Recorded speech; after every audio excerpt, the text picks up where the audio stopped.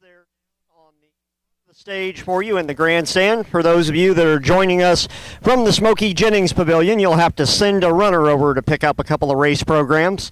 We will be getting underway in approximately 22 minutes to post time, 22 minutes. Again, welcome to the Macoupin County Fair.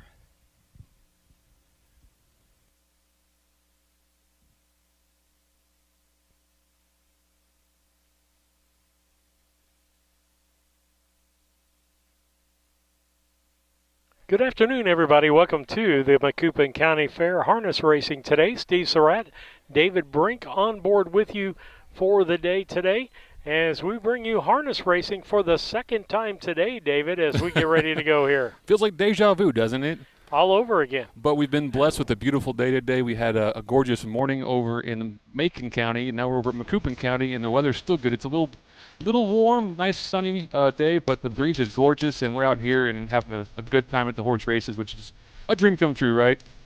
Absolutely. We're going to have to get Boggs to get the music out of our ears. Uh-oh. So, He's over there. All right. But with that, we'll take a commercial break. We'll be back with these messages. Real craftsmanship still exists at Yoder's Custom Woodworking and Amish Furniture. From custom kitchens and built-ins to handcrafted furniture, outdoor poly, and more. Family owned and trusted since 1995. Visit Yoder's in Sullivan or call 217-728-2166 today.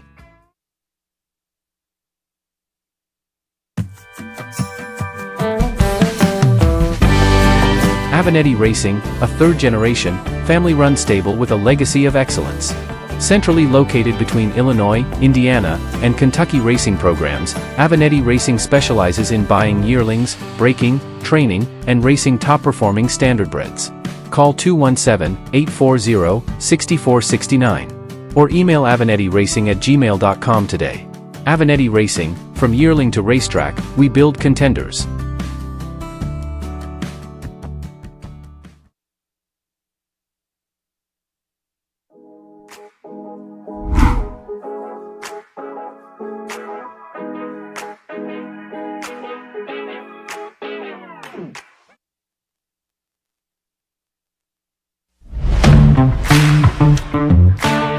Kerr Auction is your trusted source for ag equipment, attachments, construction gear, trucks, trailers, and hard-to-find parts.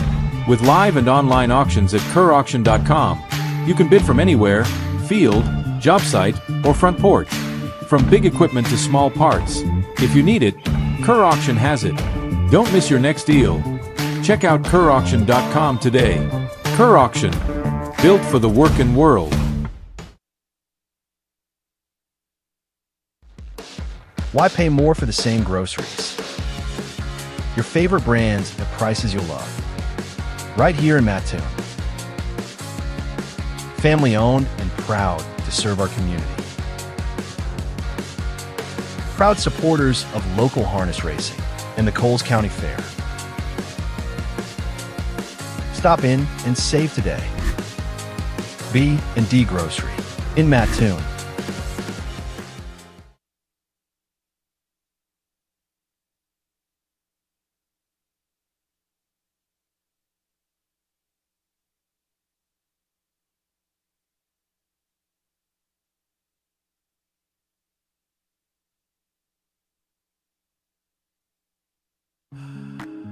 Experience matters.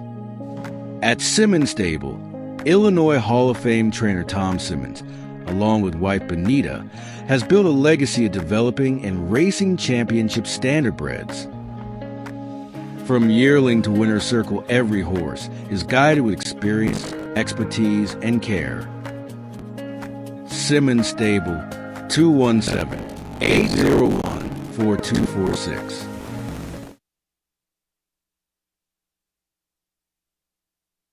Looking to move your mobile home? Need a roll-off dumpster at a competitive rate? Or maybe it's time to demo that old mobile home? Pine Ridge Mobile Home Transport has you covered. We serve Central Illinois with reliable mobile home transport, offer affordable roll-off dumpsters for the Springfield area, and provide expert demolition services across Illinois and Missouri. For fast, friendly service, call Wayne Decker at 217-313-9744. That's 217-313-9744. Or find Pine Ridge Mobile Home Transport on Facebook, your one-stop solution for mobile home services.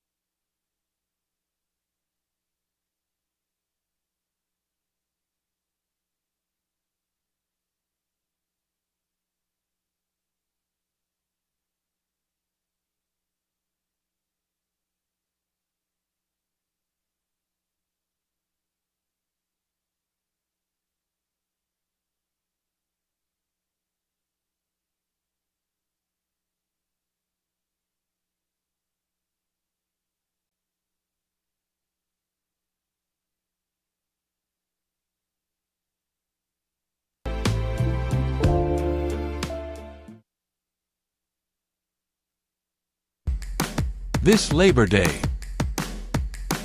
the future of Illinois harness racing takes center stage. Walk the barns. Study the pedigrees. Watch them move.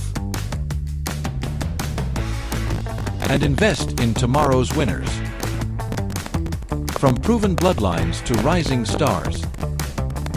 Illini Classic Yearling Sale, where champions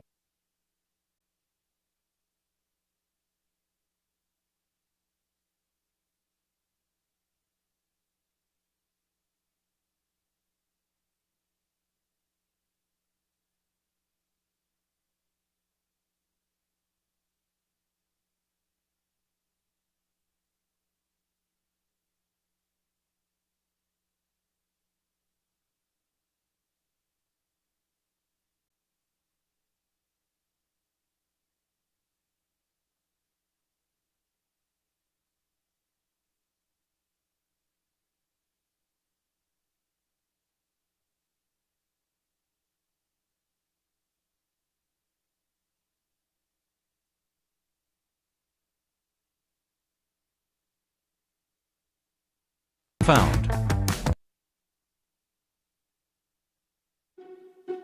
Long before the crowds arrive, the work is already underway. Track after track. Kevin Miller's stable campaigns winning standardbreds across the Midwest.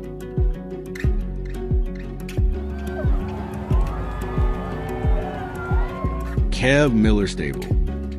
217-254-0170. For over 40 years, horses have been our way of life. Built on experience, patience, and care. From sale preparation to rehabilitation, we are committed to helping horses reach their potential. Brenneman Equine. a tradition of horsemanship. Call Lamar or Ronnie today. Back with you on Harness Tube. We think we got our feeds up and going. We pretty sure that our feed is live there from the car. Working on our beloved car cameras, so we think we have it fixed for tonight. Well, we should see a couple horses go by here in a minute if the car cam's working. It's always good when things work. It is. I'm looking for shadows moving or anything that's going to show me movement. Didn't get anything. There they are. There. We're good. All's clear. All's well. It is well. Yeah, they got to go in front of the car. Okay. Yeah. It's pointed pretty far forward. Yep.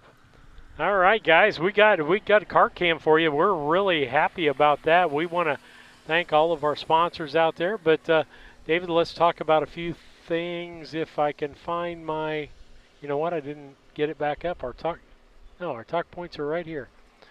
I want you to like, follow, or subscribe as we eat dust all night long, I think. They can't put enough water on for me right now. Yeah. I mean, I wiped everything off, and it's dusty again. But like, follow, subscribe us on Facebook or on YouTube. We would like that. If you subscribe on YouTube, you should get a notification through the email you have registered with them when we go on the air each and every time. And so, yeah, it's really handy because, I mean, at some point you'll forget we're supposed to be live somewhere and you wanted to watch, and just a quick little reminder sent to your email saying, hey, Harness Tube's live at whatever fair. And if you're available, tune right in. It catches those few chances you might forget something. Absolutely. And so stop and do that. We want you to do that as much as possible. And when you support us, whether you're a donor, whether you're a sponsor, whether you're a commercial ad, you're sponsoring our travel and lodging expenses as we go out, broadcast equipment, and the live racing coverage and everything that goes along with that as we try to improve the broadcast and so forth. And again, equipment breaks down. David's got to go buy a new computer-powered board now, as it failed, and the computer wasn't even a year old yet, I don't think. No, I bought it this winter after last season because I needed to upgrade because my last computer broke. Yeah. Ugh. And so when you do those things, you help us with those broadcasts. And we really, really appreciate everybody. And promote your business with the 30-second ad. We'd love to have you on there. Plenty of racing left this summer. Our newest advertiser reached out and said they were trying to get their name out there, and they thought Harness Tube was a way they could do it. So, we appreciate them thinking of us, and we definitely have a market to offer, advertisers. Absolutely. As we get ready to go here, looks like I need to turn some volumes up here, David, just a little bit based on where we're at tonight. I'm trusting you. In comparison to today, I might have to turn the crack announcer back down a little bit, but we'll see how that goes here in a little bit. But you can do that. You can advertise with us. We thank our generous donors that are out there. Pete's actually here. We're glad to see Pete out there. We know Jackie Bowen is home watching, and several others that are out there and watching us. Let's see. Where did I go with that? Races. Next week we're in Springfield, and we'll be there Wednesday and Thursday with things. And then the following, 2 weeks later, we'll be down in Newton for 2 days for racing down there, and then Rushville rushes right up on us, and we'll be at the end of June already, David. It's like you blink your eyes and you're already there. Yeah, but, where was my summer off? Well, I don't get summers off because of Harness Tube. Okay. Isn't that the truth? But you won't want to miss those Newton dates. I just talked to Jacqueline Finn. They're planning some special things to get some exciting things for the fans who come out to watch Newton's races. So tune in definitely for those nights. You won't want to miss it. Well, in a lot of those races, we'll turn her up. And let her talk here for a minute. Lisa is usually up in the stands tonight. She is the beauty pageant on stage for you tonight. Yes. Good thing they're not looking for beauty, and they're just looking for a videographer. All right. With that, stop in and see her when she's in the stands. We're gonna. Got to be going to the post to the national anthem soon, I would think. Yeah. I would think they're getting ready to do that. We'll try to keep an eye on it and see what we can do. I'm trying to see where the flag's even at. You hear me, Brian? Right here behind you. Behind me, Sounds to the like left he does. of me. Good. Bring out that first race. She Ain't Got Time. Homestead Vengeance. Little Barbie and D Should Do. Pick the winner contest today. Sponsored by the Macoupin County Fair. The coupons are in your race programs. Make sure you fill them in. They'll be picked up prior to each one of the races today. If your name is drawn out and you've correctly picked the winner, you'll receive $5 compliments of the Macoupin County Fair. That'd be great. 11 races today, featuring the Illinois Standardbred Stakes, a great card on hand. Looks like we've got a fast racetrack. First race is due out here in just a couple of minutes. I'm going to turn the mic over here temporarily to Fair Board Director Brandon Oxley. Brandon? Cheers. Good afternoon, ladies and gentlemen. Welcome to the 174th edition of the Macoupin County Fair. We're happy to have you here in Carlinville. We've got a couple of announcements to make today, and we'd like you to join us here shortly as Jody Bennett sings the national anthem. First and foremost, if you'll direct your attention to the south end of the grandstand there, the gentleman that is sitting in red with the red hat and the red shirt right there next to Jody Bennett is Mr. Jim Kaburk. Today we honor Jim's accomplishment of 30 years as a director of the Macoupin County Fair Board, and he has also served during that time as our speed superintendent. Ladies and gentlemen, would you put your hands together for Jim Kaburk, 30 years with the Macoupin County Fair.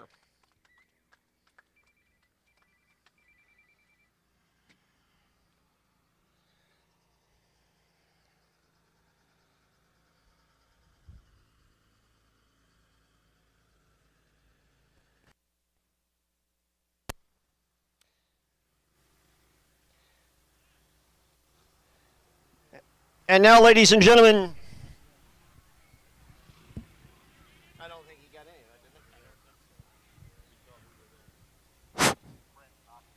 1, 2. Test 1, 2.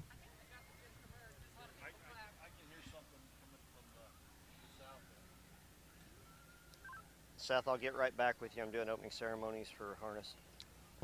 Test 1, 2. Test 1, 2.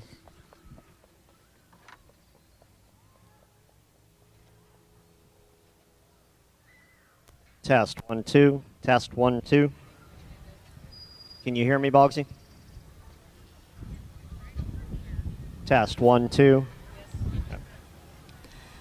Ladies and gentlemen, if you would rise, gentlemen, remove your caps. We're going to do a prayer here this evening, and we're also going to take a moment of silence before our national anthem. A good friend of the Macoupin County Fair was lost this year. Jim Austin served as the judge for our harness racing for many, many years. So we'd like to take a moment to remember Jim's life as well as his service to the Macoupin County Fair. If you please join me in a moment of silence.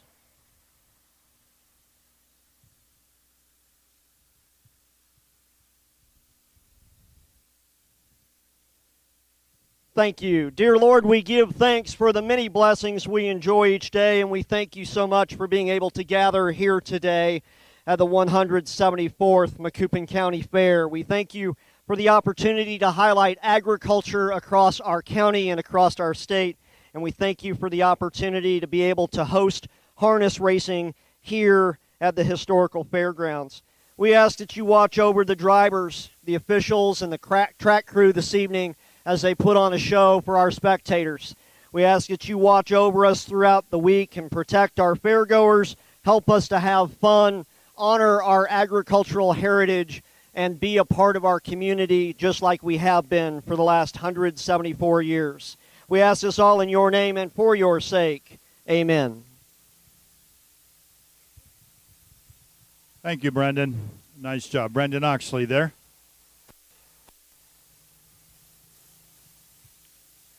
Looking for that first field, a 2-year-old of Philly Pacers in the Ballinger Family Memorial. And now if you'd please rise again or stay standing as Jody Decker Bennett honors America with our national anthem. Jody? Oh,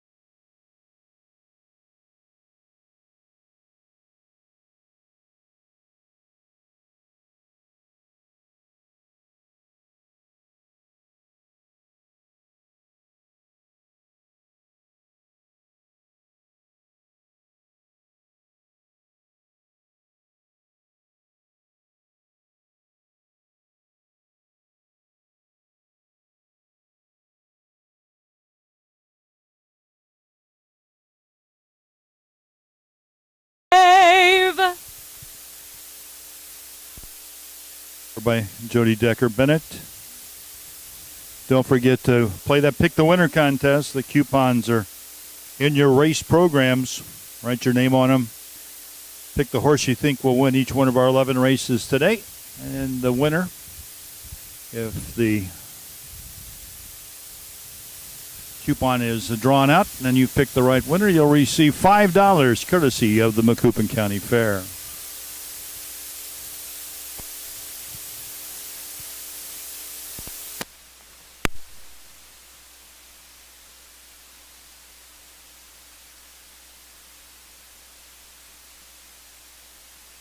All right, David, we'll come back here for just a few moments, see if we can't get some of our other business done here. Get some dialogue in.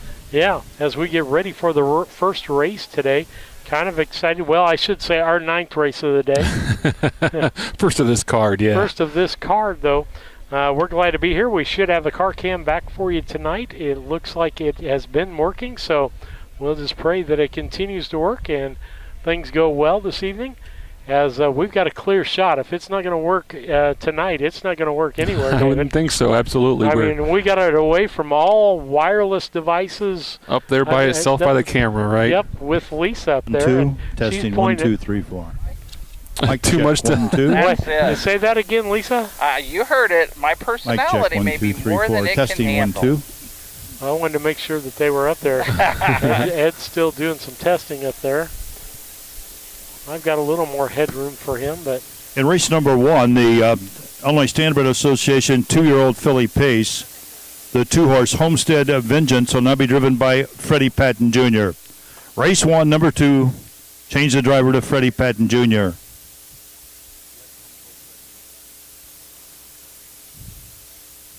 Horsemen, we will post parade tonight.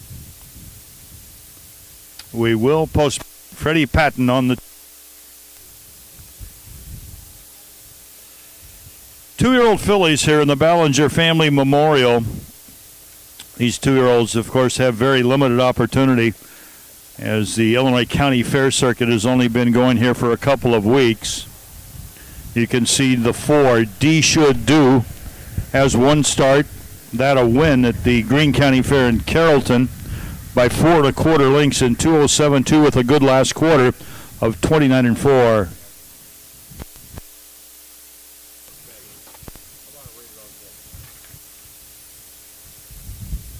Number 1, She Ain't Got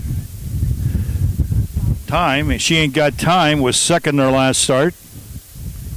And the 3, Little Barbie, finished second in her only other start. So it looks like we got a competitive field here.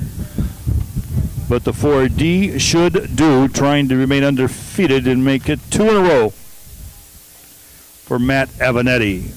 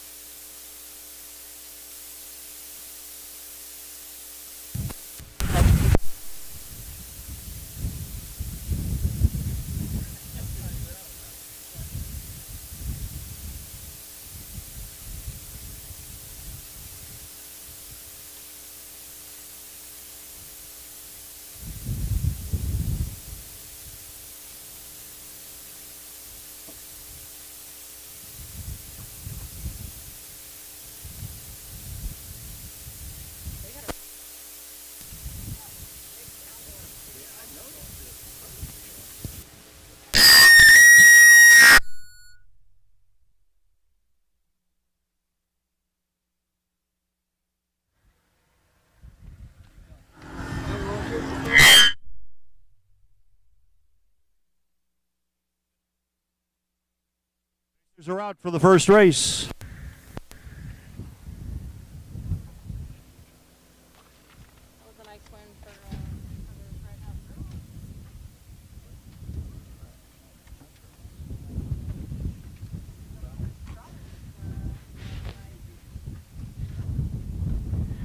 David, let's take a look at the picks as we look at it. All 3 of us picked the 4-horse. All 3 of us picked the 3-horse. And then on top of that, let's see. David and Lisa picked a 1-horse for third. First field, sponsored by the Illinois Standardbred Association.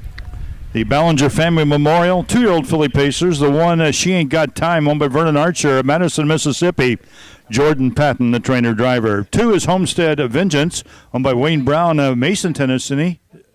Wayne Brown is the trainer with Freddie Patton Jr. 3, Little Barbie, owned by Lester Detweiler of Sullivan. Marcus Detweiler, the trainer and driver. And number 4, D Should Do, owned by Kelly and Matt Avanetti of Chrisman. Matt Avanetti, the trainer driver.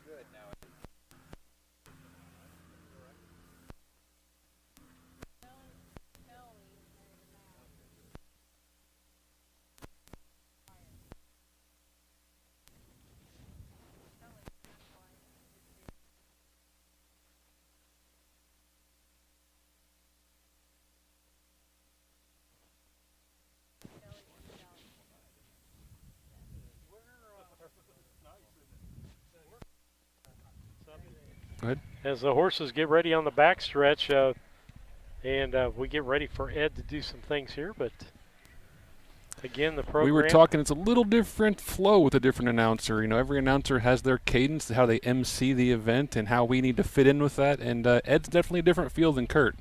Absolutely. I mean, that. Stacy DeRoos from down in Charleston, Illinois, is your official starter over there on the white mobile starting gate. Son Aaron driving the gate.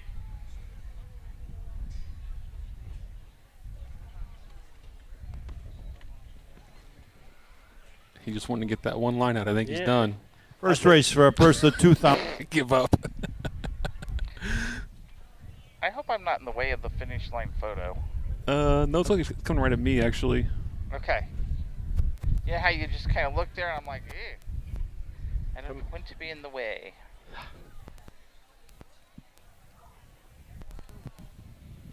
Dirt. Dust. All right. As we try to figure out what's going on here, they're mingling back in the back, or we still must be waiting on a horse back there, or get him off the track. Something is. We've got 4. We have no extras on, so it's if there's something wrong somewhere. No, we're waiting for the drag to get off the track, I think. That's what Tina's saying, I believe. Seeing where they need to pull off and get out. They can quit stirring dirt, as far as I'm concerned, guys. I got our mics up, but they can quit stirring dirt anytime now. You know, I ate mud pies as a kid. Never thought we'd miss the semi-water truck, but here we are wishing we had more water, and that definitely did the job, didn't it? Yeah. Yep. Yeah, it was pouring it on over at Decatur where you could have the drag off the track moment. Ready to go for our first race. As we try to mess with volumes and so forth and get that all set up for you, we're hoping everything's going Got a harness tube here tonight at the Macoupin County Fair. David Brink, Stephen Lisa Surratt. You got somebody at home that couldn't be here, let them know they can watch on YouTube. You got about a half. They just type in harness tube.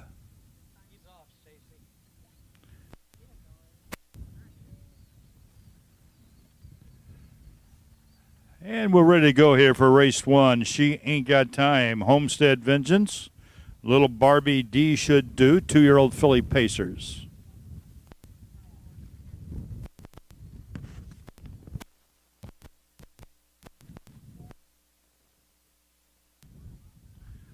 They're at the gate. Gate's on the move.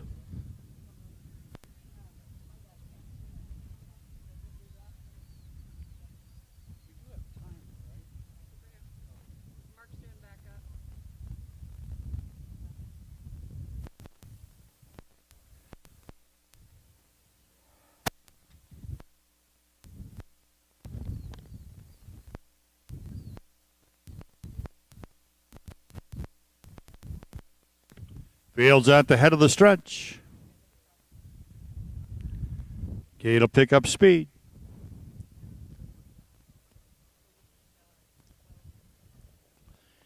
Here they come. Good start for the 2-year-old fillies. They're off and pacing. It's Little Barbie first out there for Marcus Detweiler. Little Barbie with the lead. She Ain't Got Time along the inside is there a second. Freddie Patton with Homestead Vincent's on the outside there third. The trailer D Should Do here early going. Little Barbie, the Some Stars Somewhere filly, leads by 2 lengths. She Ain't Got Time is pacing along second. On the inside there third is Homestead Vengeance, moving up on the outside. Was fourth, now third, now finds the pocket there. A third is D Should Do. They're past the quarter-mile marker into the upper turn for the first time. First quarter was in 35, 1/5 of a second. 35-1, it's Little Barbie, who was second in her last start at Martinsville. She leads by a length and a quarter. She Ain't Got Time is still right there second. Racing third is D Should Do. And the trailer now, Homestead Vengeance. They move past the 3/8. They're in the stretch, racing towards that half-mile marker. Up front, the easy leader is still Marcus Detweiler's Little Barbie, leading by 3 lengths. She Ain't Got Time is there. Racing along there third is D Should Do. Half in 106 and 1/5 of a second. They picked it up a little bit there in the second quarter. 6 and 1 off the half. They're at the 5/8 now. It's been Little Barbie with every call. She leads by a length and a quarter. Moving up on the outside, though, here comes D Should Do. Matt Evanetti's on the move with D Should Do. Up front, the leader still Little Barbie. Now by only a length, D Should Do's out there second. She Ain't Got Time is pacing along third, but goes off stride. She Ain't Got Time has made a break. They're off the 3/4 and 1:39 and 2. They move over to the 7/8 mile marker. Up front, it's still Little Barbie by a length. On the outside, right there, second, D Should Do. Those two with the battle. Off stride back there, third now is the 1. She Ain't Got Time, running very wide towards the beer tent there. But here comes up D Should Do on the outside to get it. D Should Do, Matt Vanetti. 2:10, 1/5 of a second.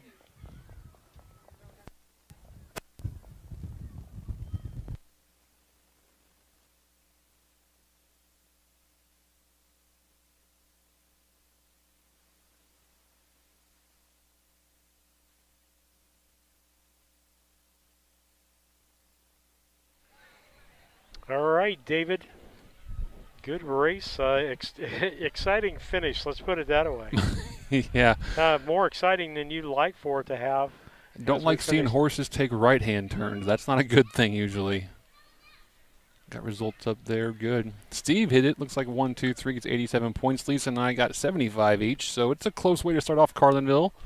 Gets me 10 points further out there. I might catch the time. I didn't hear it. I don't think it was said then. I think you are correct. Good to see Scott Halpin over there, the Bureau Chief of County Fairs and Horse Racing for the Department of Agriculture. We appreciate him being out here, making himself visible. Brian Boggs. Switch the mics out here and see if we get a little better sound. That mile was in 2:10 flat. 2:10 and 1, excuse me, 2:10 and 1.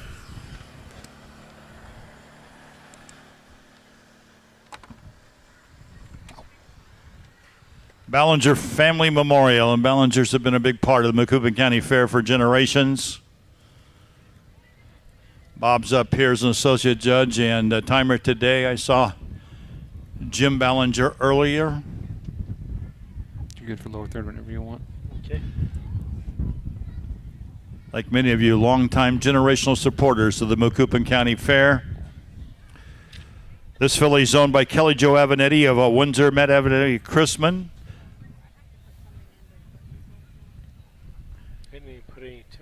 The whole family coming trackside here. Avenatti family super involved in the sport throughout the whole Midwest.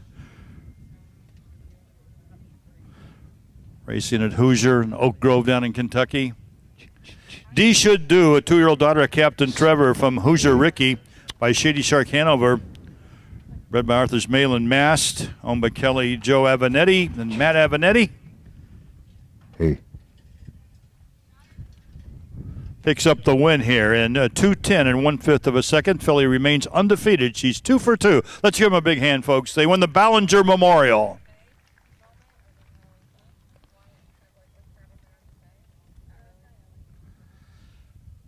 Results of that first race official. Number 1, She Ain't Got Time finished 4th. Number 2, Homestead Vengeance was 3rd. Number 3, Little Barbie finished 2nd. And the 4, D Should Do was the winner.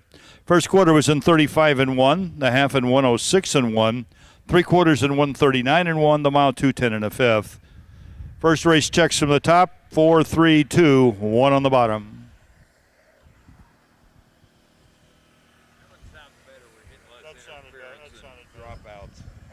I reloaded this. And our pick a winner. Can you guys hear me?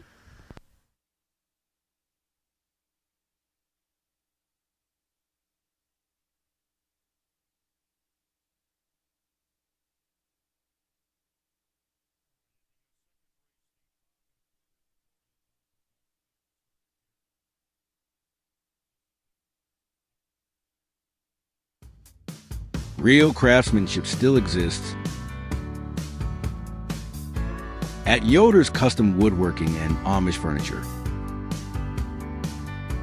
From custom kitchens and built-ins to handcrafted furniture, outdoor poly, and more. Family owned and trusted since 1995. Visit Yoder's in Sullivan or call 217-728-2166 today.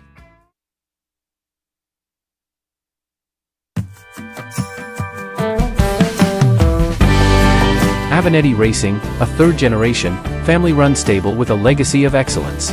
Centrally located between Illinois, Indiana, and Kentucky racing programs, Avenatti Racing specializes in buying yearlings, breaking, training, and racing top-performing standardbreds. Call 217-840-6469 or email avanettiracing@gmail.com today. Avenatti Racing, from yearling to racetrack, we build contenders.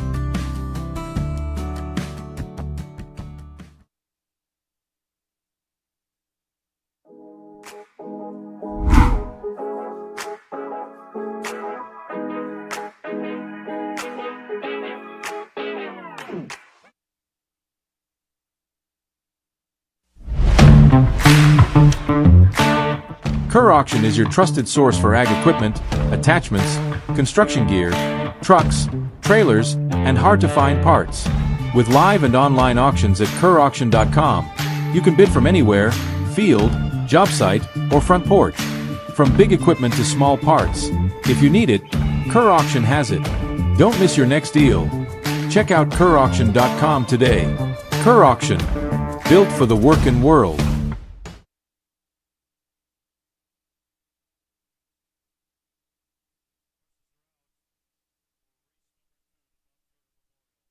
Scratch the 2, Brooks and Dunn.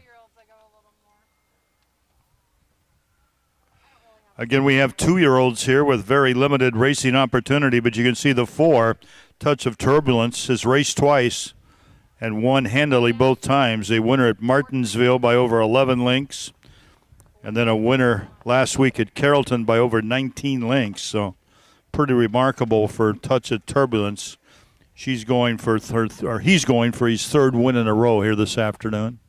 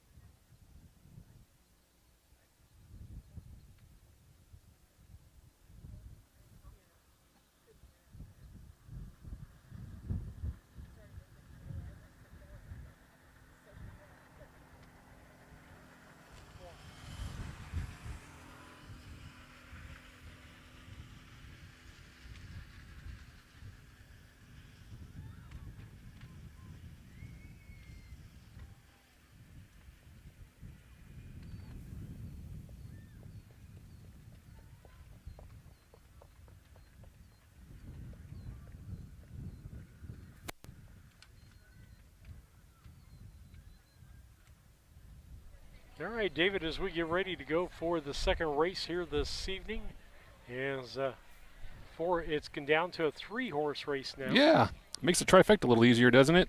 Yep. Alan Brodsky. Yeah, good to see Al taking pictures. He does a fantastic job, doesn't he? Oh, absolutely. Does a great job without He there. can play a little baseball too, I hear. Oh, really? Yeah. All right, everybody's the same because we got a 3-horse field and we all like the same horse, except for Lisa had to move hers up, I think. Well, I think you were the only one who had this natural trifecta. The other two of us had to adjust ours. Well, so I should get extra points. No, that's not how it works. I can't change the All rules. three pacers will go postward here in our second race, the Bob Groder Memorial, for a purse of $2,855. The 2 has been scratched.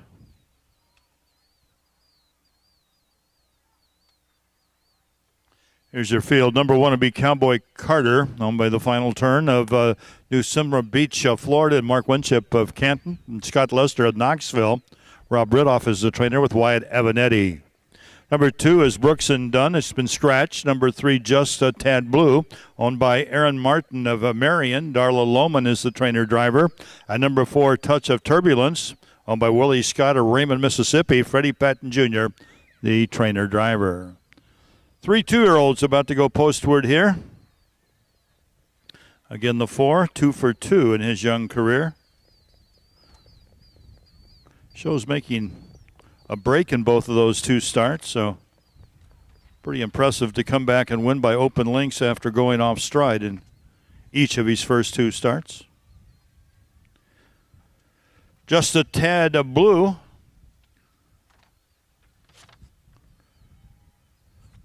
She's roan, as you can see, a horse of a little different color. Thus her name. Just a Tad Blue. She's made 1 previous start, picked up a 4th at Martinsville. And Cowboy Carter from the rail for Wyatt Avanetti is a first-time starter.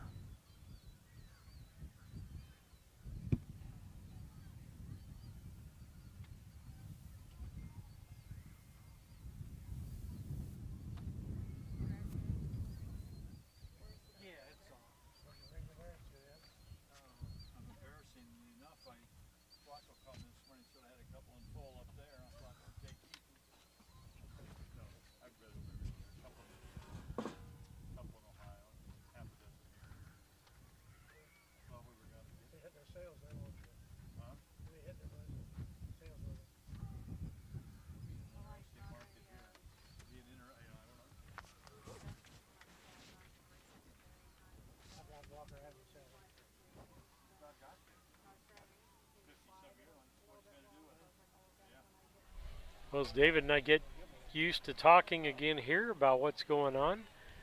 Beautiful evening. Sun's a little bright as it's going down in the west here, David, and we've ate a little dust tonight. We've ate a lot of dust tonight. Had a sandwich for lunch. I don't think I'm going to need any supper. You got a pound of dirt in your mouth? Yeah, I got to keep drinking to make sure that it stays mud and it doesn't, cake up and get hard. I think it's turning into mud in my eyeballs right now. Yeah. They going to the gate? I think I might need a shower. And it or looks 2, like they're going 3, to the 4. gate. We'll be back.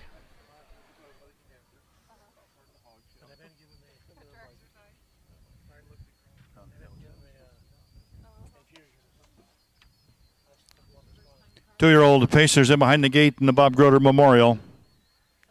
Cowboy Carter, Wyatt Avanetti, Just a Tad Blue, with the very talented lady driving Darla Martin Lohman and a Touch of Turbulence on the outside. 8th away.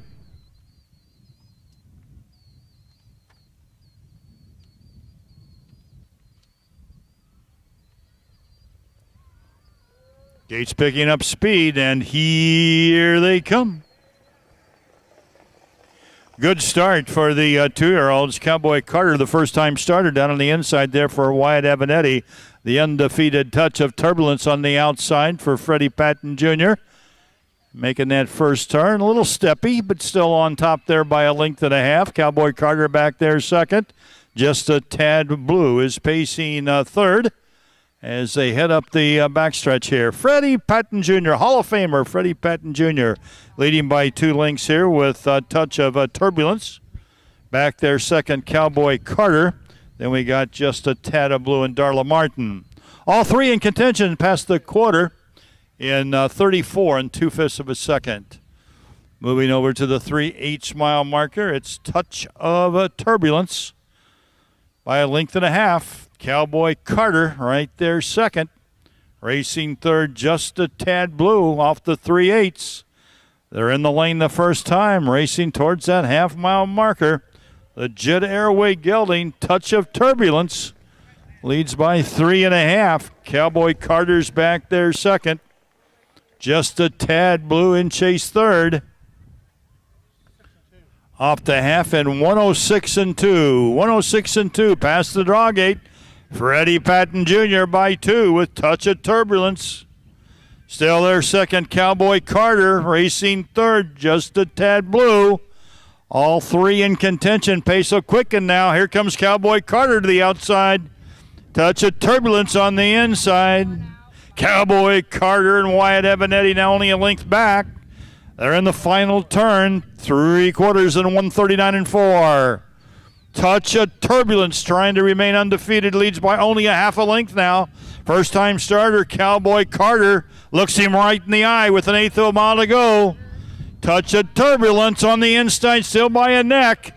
Cowboy Carter's charging on the outside. Touch of Turbulence and Cowboy Carter. Touch of Turbulence, Cowboy Carter. Cowboy Carter's going to win it by a length. Touch of Turbulence was home second, followed by Just a Tad Blue. 209 3/5. 209 3/5.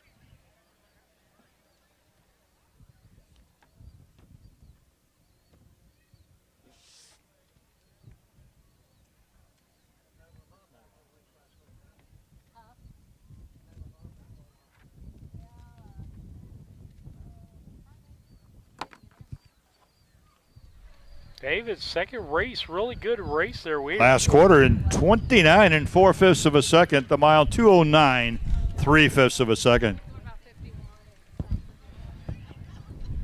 Three-horse race there in a three-horse race. Anybody could have won that down the home Yeah, stretch. it's crazy to see Touch of Turbulence upset. I don't think anybody had that picked. We all were the same way, but Cowboy Carter coming in on a first lifetime star. This is a nice bread thing for Ridoff. The Connections paid $18,000 for this thing, so they definitely thought they had some high expectations, but I'd say that's a nice first showing. What do you think? I think so. I think that's great for the second race that we've got going on tonight, as we're going to eat some dust here in a minute. But looks like after that race, points just advance with the same distances. I'm at 107. Steve's holding the lead with 119, and Lisa's tied with me at 107. All right. And so I don't know. There's the dust. Yep. Just eat it. Cowboy Carter makes his debut here. You might need to. By Doug Oberheiser's final got turnstable of Florida. Mark Winchip at Canton, Scott Lester at Knoxville. Kind of thing, Trained by Rob Brithoff. This colt makes a nice debut here. Bred by Jeff Jones of Toulon. Captain Trevor Colt from an Art Major mare and Beyonce Blue Chip. You're doing fine. I was in 209.3 last quarter and 29-4, and he wins the Bob Groder Memorial. And Bob Groder, as I said, was the starter here for the harness races at the Macoupin County Fair and throughout these Midwest county fairs for 50 years. His wife Bibi down here today with his daughter Brenda Hopp. Good friends Bruce and Sherry Thompson, I see her coming trackside. Tina Walker-Schrock, who's our Secretary-Treasurer of the Illinois Standardbred Association, another very close friend of the Groders, there with Rob Ridoff, Wyatt Avanetti, and Cowboy Carter in the Bob Groder Memorial.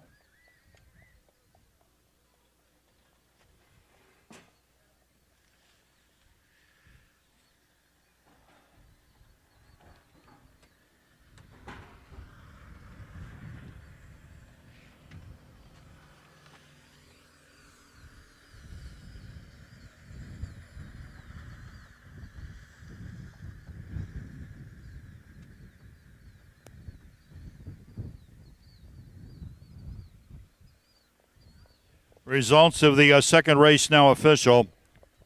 Number 1, Cowboy Carter, the winner. Number 2, Brooks and Dunn was scratched. Number 3, Just a Tad Blue was third. And the 4, Touch of Turbulence finished second. First quarter was in 34-2. The half in 106-2. 3 quarters in 139-4. The mile was in 209, 3/5 of a second. Second race checks down. 1 scratch, 3, 2 on the bottom.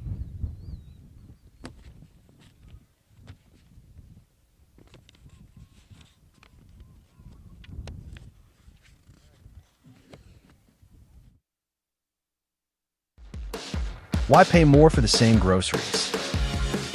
Your favorite brands at prices you'll love. Right here in Mattoon. Family owned and proud to serve our community. Proud supporters of local harness racing and the Coles County Fair. Stop in and save today. B&D Grocery in Mattoon.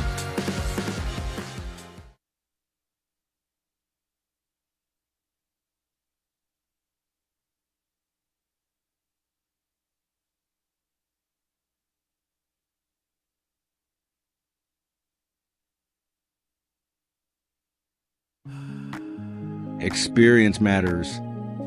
At Simmons Stable, Illinois Hall of Fame trainer Tom Simmons, along with wife Benita, has built a legacy of developing and racing championship standardbreds. From yearling to winner's circle, every horse is guided with experience, expertise, and care. Simmons Stable, 217-801-4246.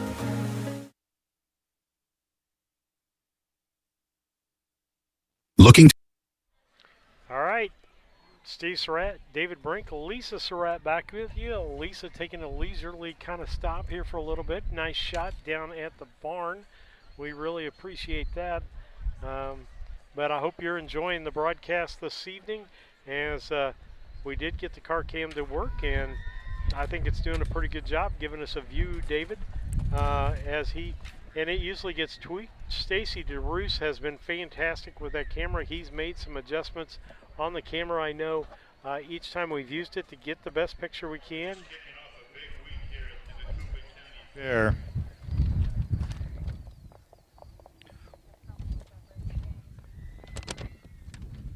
There's a pie and cake auction coming up at 6:30. We don't want to lose you here at the harness races, but pie and cake auction in the Smoky Jennings Pavilion at 6:30.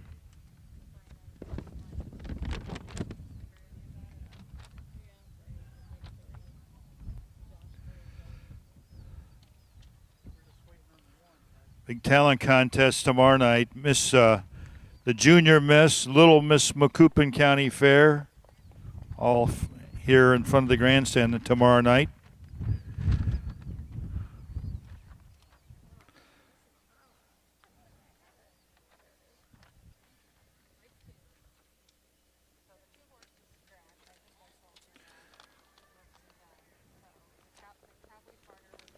Got Connor Amusements on the midway.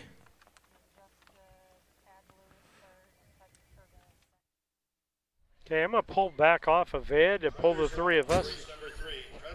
Oh, Yeah. all right, well, let's go ahead and talk. What do we got here for a program, David? Let's see what that looks like. We all went 2 on top, and it looks like Lisa was a different one. She went with 3, Shady Maple Dream for her second choice, where Steve and I both went Mound Station. Well, it's just local sentimental value with that one, right? We had to pick a second, Mound Station. So, but we all used a 2 on top. I think GRC and Mandy was a strong showing at Carrollton and impressed us all. So I'm not going to go for him. He's doing fair announcements right now. So, David, I can't lose any ground on you. Lisa could gain some ground on this one. That's true. Something's going to shake up here between you two anyway. And fans, we're working on a process to where you're going to be able to do your picks online. Right. See, you can already see the program, but David's working on that. We're kind of the beta testers for that.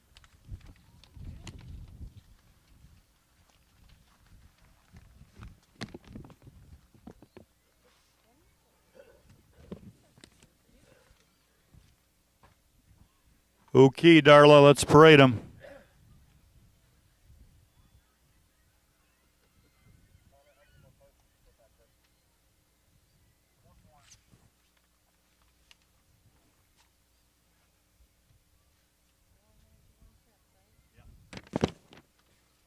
Unfortunately. Is that what you were thinking? I needed more? Sure.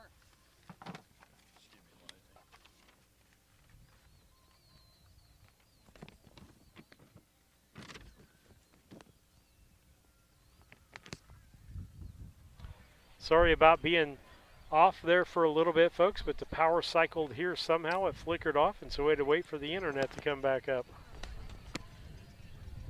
Well, here's your race 3 fillies and the John and Lois Burke Memorial. Number 1, Mound Station, owned by Larry Longnecker of Sumner. Darla Martin Lohman, the trainer-driver. Number 2, GRC Mandy, owned by Jerome Daniels of Springfield. Jerome, the trainer-driver. Number 3, Shady Maple Dream, owned by Tony Joe Bell of Windsor. Freddie Patton Jr. of Clinton, Mississippi. Freddie Patton Jr., the trainer-driver. 3 Illinois bred, 2-year-old filly Pacers about to go to the gate.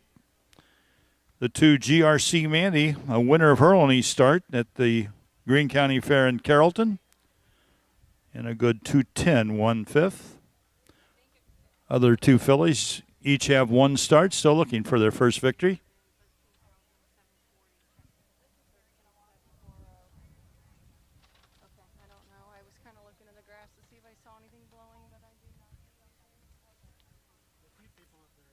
Oh, yeah.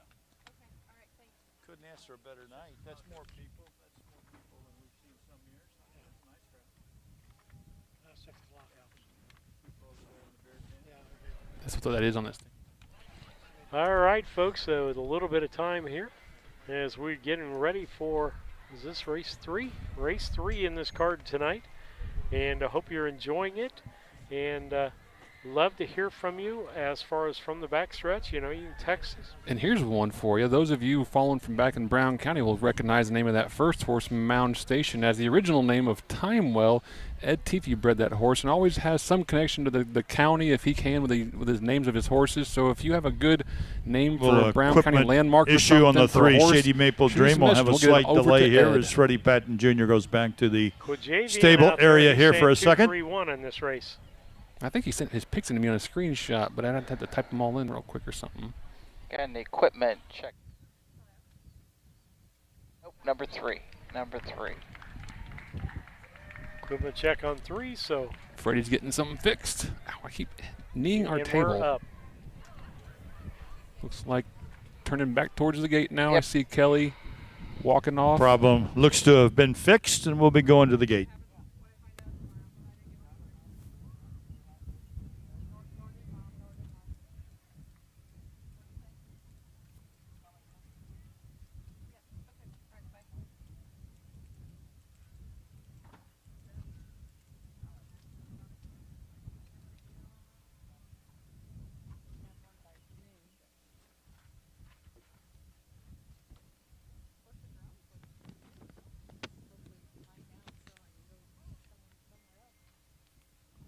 Well, Mound Station and Darla Lohman, GRC Mandy, Jerome Daniels. Shady Maple Dream, Freddie Patton Jr. They're at the gate. Starter Stacy DeRoos has the gate on the move. Race 3.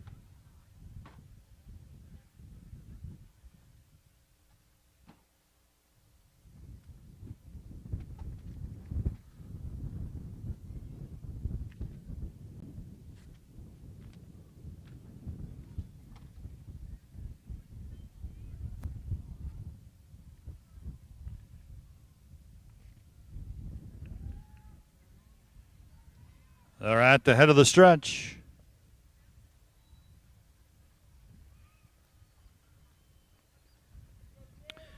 Here they come. Great start here for the 2-year-old fillies. It's Mound Station, Darla Martin. They trot out and get the lead. GRC Mandy's away second. Shady Maple Dream is back there third.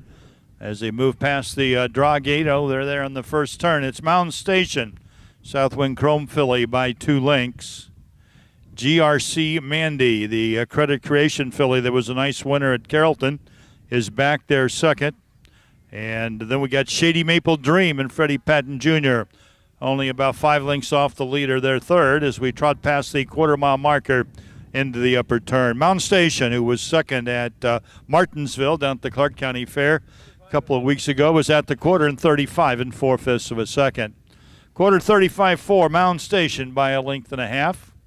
Still GRC Mandy right there second, and Shady Maple Dream a little closer now, back there third. They hit the head of the stretch. Tipping to the outside, GRC Mandy's going to challenge Mountain Station. Mountain Station on the inside, GRC Mandy on the outside. And so far, Mountain Station hasn't let her by. Mountain Station still leads by a length. GRC Mandy's back there second. Then we did Shady Maple Dream, the half in 108.1. Mountain Station goes off stride. Mountain Station has made a break there at the draw gate. And now goes off stride. GRC Mandy goes off stride. The leaders are all three of them were off stride, but Freddie now got back trotting.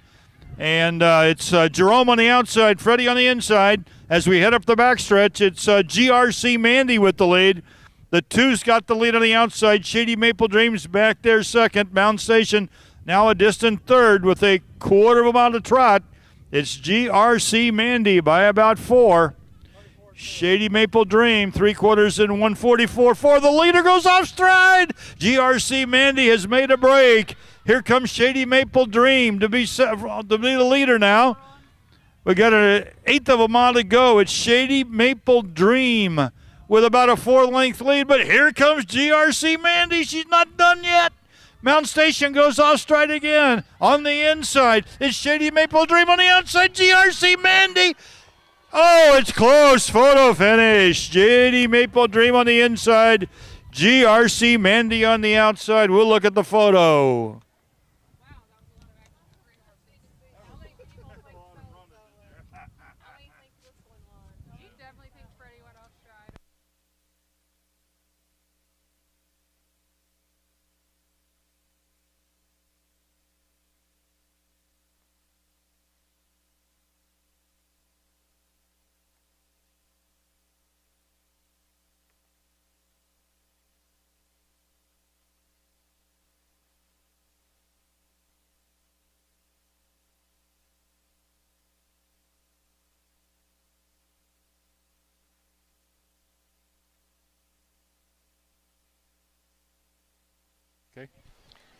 Hey, guys, How about that? I'm going to say an interesting race.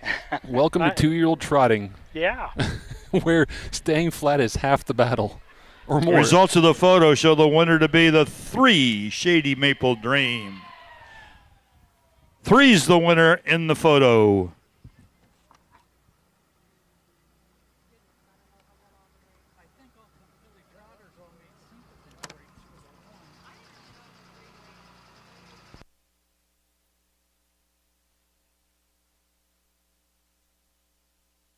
At any time. There's kind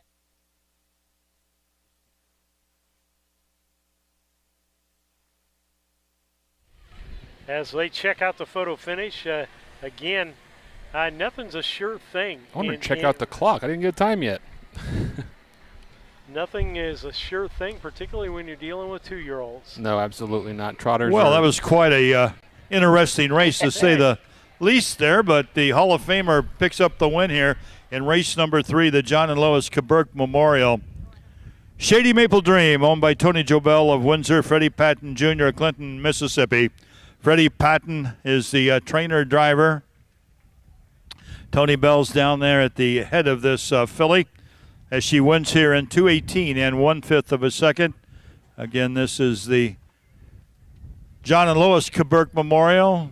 Jim Kaburk coming out here, longtime superintendent of speed here at the Macoupin County Fair.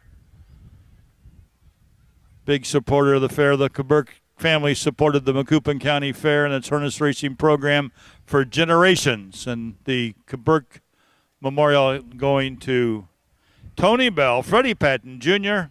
with Shady Maple Dream, 2:18 and 1.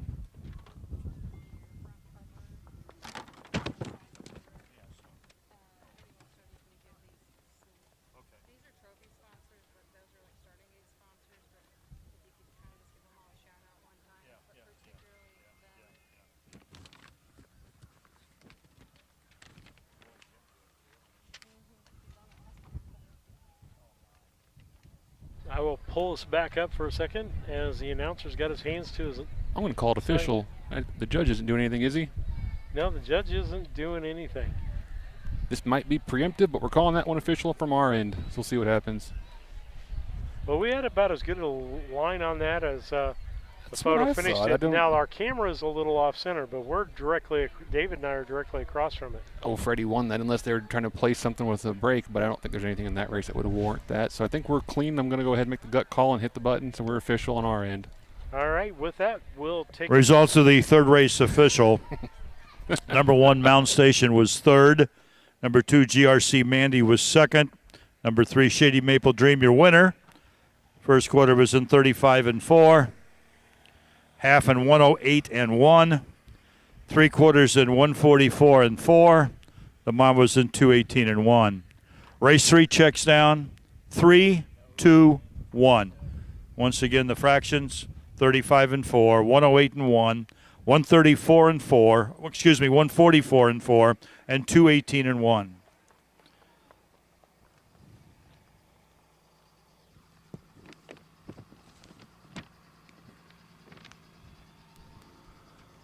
Can you hear me this time?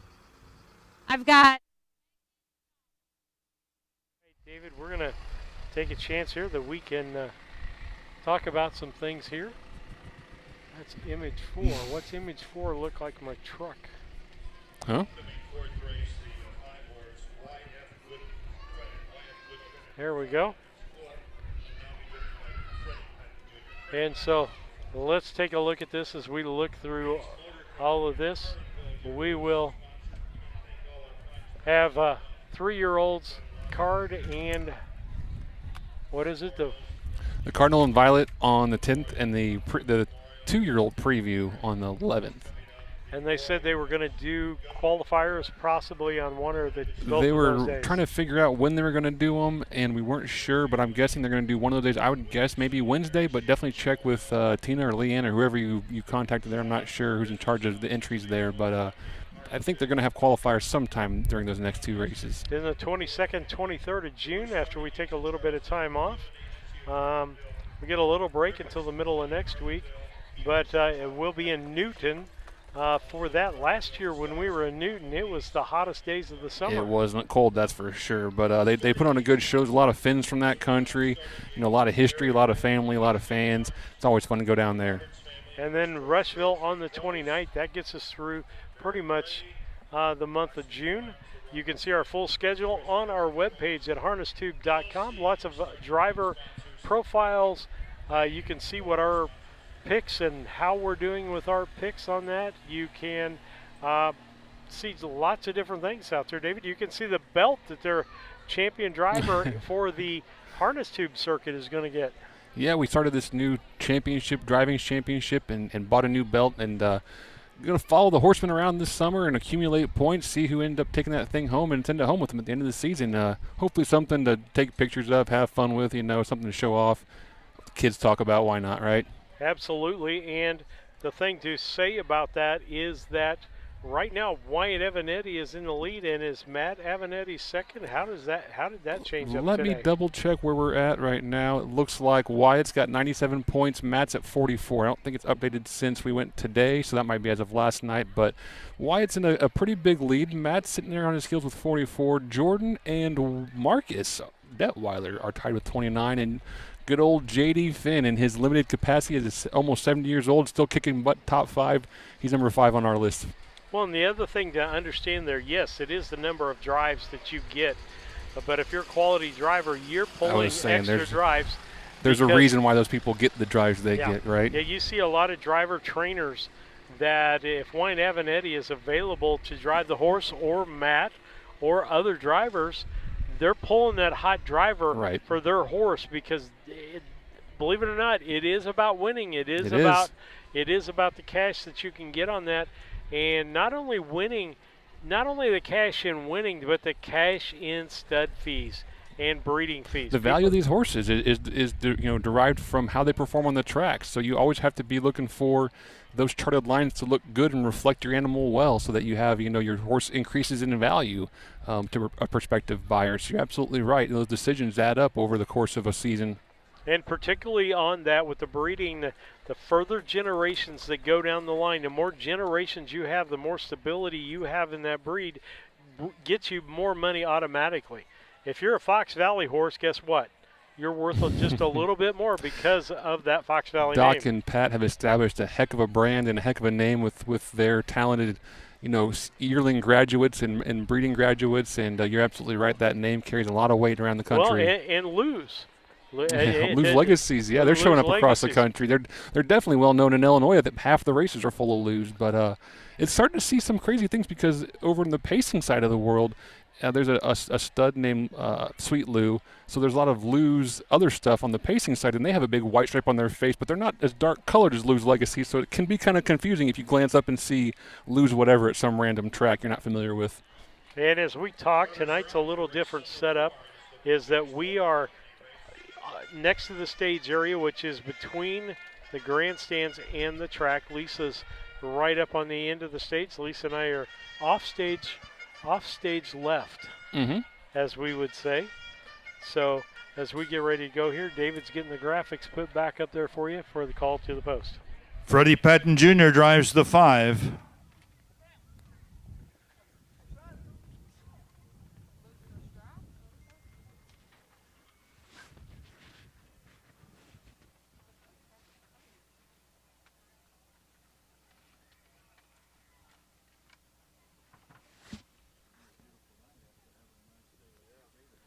We'll do a shout out to Randy Callahan. Yes, long time no see. Good to see you, Randy. Randy wimped out. He didn't drive to Carlinville to help us out tonight. He went back home to watch this on from his on recliner, TV. right? Yep. But good to see Randy today.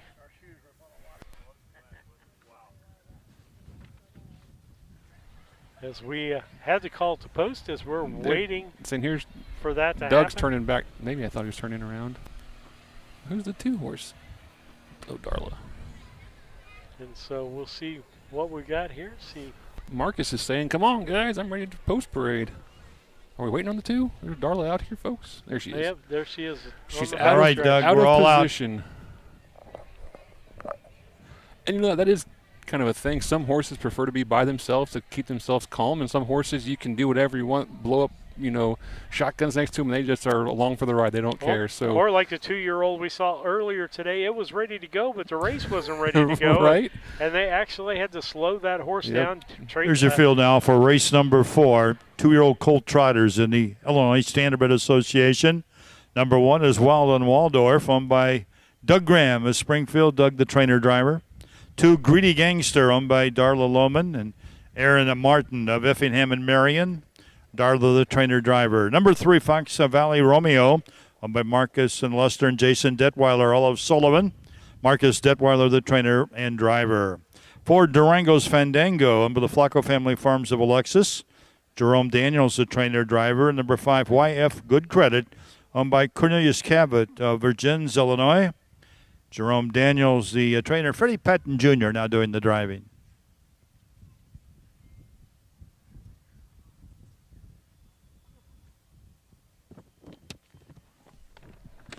All right, as we get ready for this race to start, let's take a look at the picks here.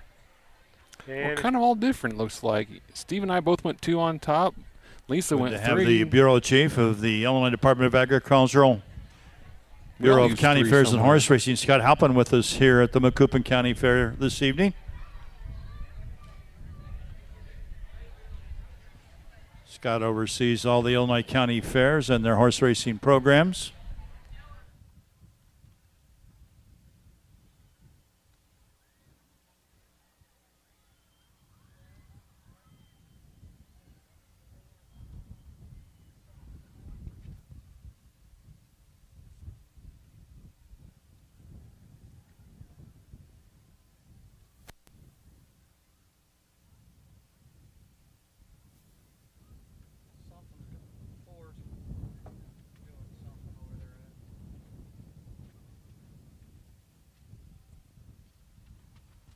Horse racing next week over at the Illinois State Fairgrounds on June 10th and June 11th over the mile track there.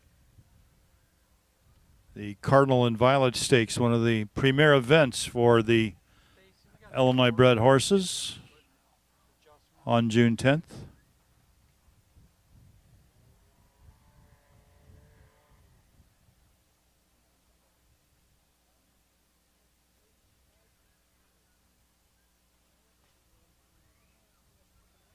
Like All the right, Ford guys. Durango's Fandango getting old. We got a break here just for a moment, equipment adjustment. But Lisa, throw out a good thing.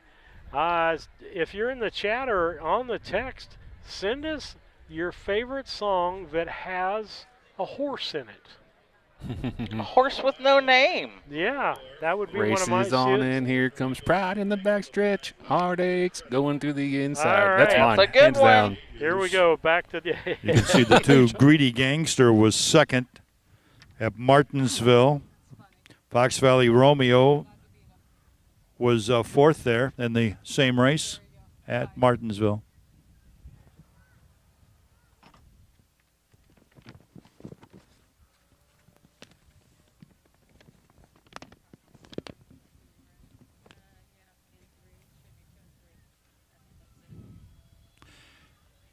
Two-year-old trotters with very limited experience are in behind starter Stacy DeRoos.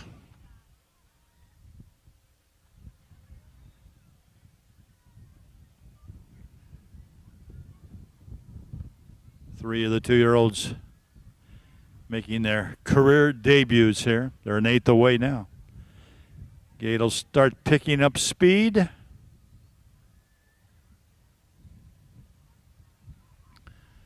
We got a breaker there. Durango's Fandango goes off stride.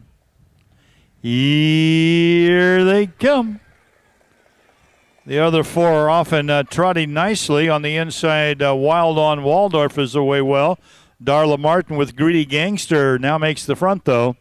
Greedy Gangster has the lead, now opens up two. Freddie Patton with YF Good Credit. The 5-horse moves into second. Wild on Waldorf is back to third. Racing fourth now, Fox Valley Romeo. And the trailer as we race up the backstretch, Durango's Fandango is fifth. Here comes Freddie to the outside now and on the move with YF Good Credit. YF Good Credit now takes the lead by 3/4 of a length, now by a length. Back to second is Greedy Gangster. First quarter was in 35 3/5 of a second. 35-3, it's YF Good Credit by 2 lengths. Trotting second, Greedy Gangster. Then we got a gap of about 7 back to Wild on Waldorf, who's back there third. Fox Valley Romeo is racing fourth in Durango's Fandango. We race through the half towards the half through the stretch here. Up front, it's a YF Good Credit with Freddie Patton. He leads by 2. Greedy Gangster still right there second. Wild on Waldorf is back there third. Fox Valley Romeo is fourth. The half in 108 and a 3. Racing fifth, Durango's Fandango. Past the dog gate, over past the 5/8 mile marker. It's still YF Good Credit, the 5 with the lead, but here comes Darla. Greedy Gangster to the outside now, only a neck back. Greedy Gangster gets a nose in front as they trot towards that final quarter of a mile. It's Greedy Gangster on the outside. YF Good Credit is there second. Wild on Waldorf was gaining, but now goes off stride. Fox Valley Romeo is a little closer third. 3/4, 143 and 4. Up front, it's Greedy Gangster. Put in a couple rough steps there, but he's back trotting. Got an eighth of a mile to go, but here comes Marcus Detweiler's Fox Valley Romeo. On the inside, Greedy Gangster. On the outside, Fox Valley Romeo has come from nowhere to challenge. Fox Valley Romeo on the outside, Greedy Gangster on the inside. Fox Valley Romeo. Marcus Detweiler. 2:15 for fifths. 2:15-4.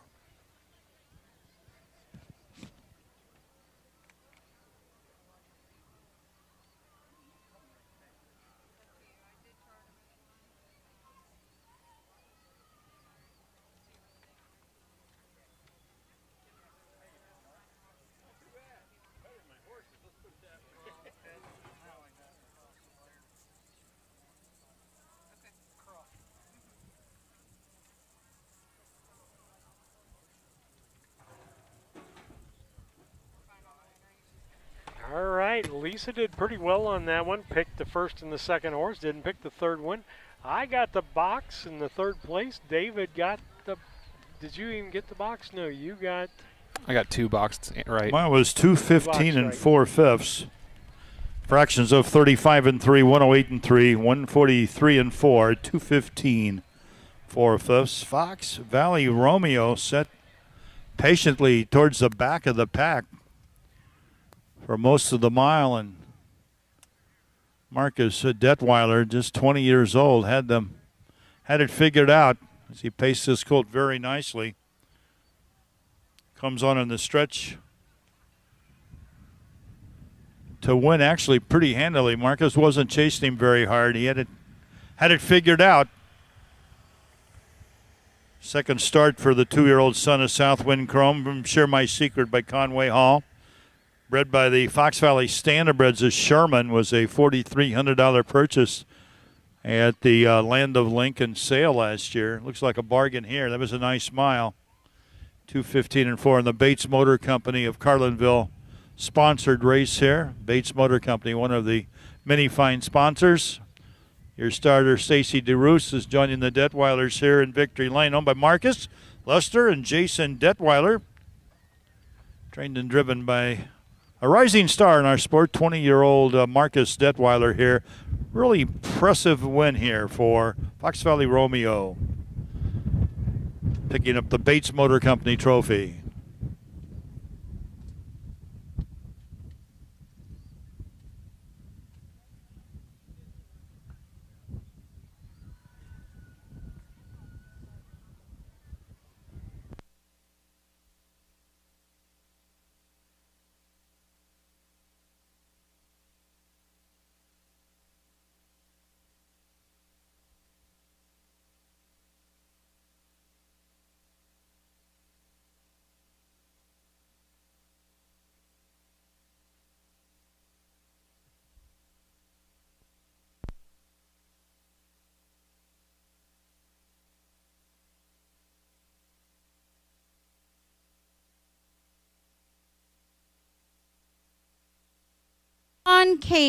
Sean Caveney.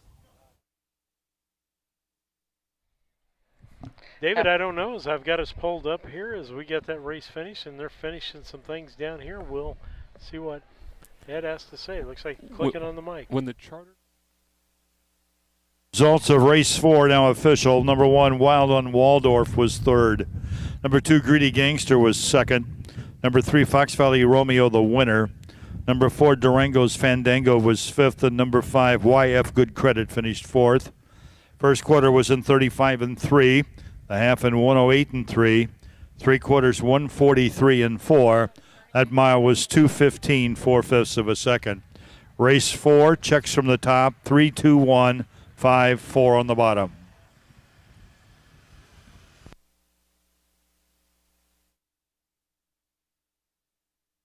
Of your mobile home? Need a roll-off dumpster at a competitive rate? Or maybe it's time to demo that old mobile home. Pine Ridge Mobile Home Transport has you covered. We serve Central Illinois with reliable mobile home transport, offer affordable roll-off dumpsters for the Springfield area, and provide expert demolition services across Illinois and Missouri. For fast, friendly service, call Wayne Decker at 217-313-9744. That's 217-313-9744. Or find Pine Ridge Mobile Home Transport on Facebook, your one-stop solution for mobile home services.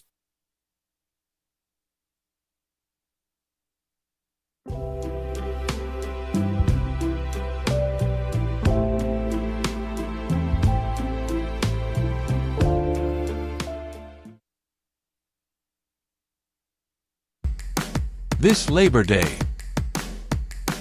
the future of Illinois harness racing takes center stage. Walk the barns. Study the pedigrees. Watch them move. And invest in tomorrow's winners. From proven bloodlines to rising stars. Illini Classic Yearling Sale, where champions are found. Long before the crowds arrive, the work is already underway. Track after track, Kevin Miller Stable campaigns winning standardbreds across the Midwest.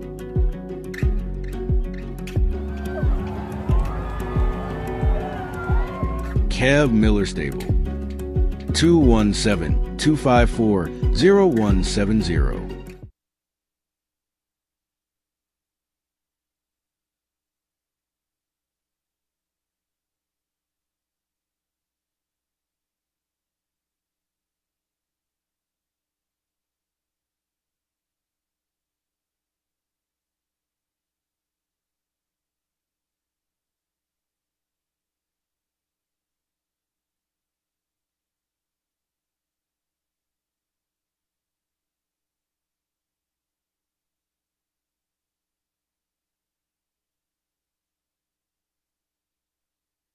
Well, David's trying to get some more driver changes. Okay. Lian Shin went back to the old days. The old gray mare ain't what she used to be. Well, yeah, how true that story is. Uh,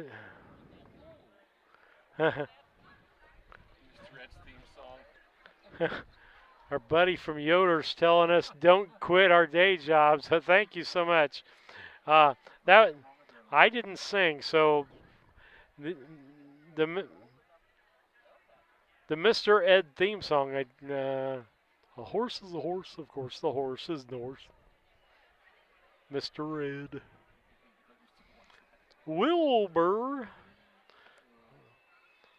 I didn't have you guys' mics turned up. That they were laughing and making fun of me. One-sided conversations are always fun, aren't they? Hey, they are. They're the best ones. Most educated ones are one-sided conversations. But as we're getting ready to go here for race number 5, waiting for the one horse to come out here.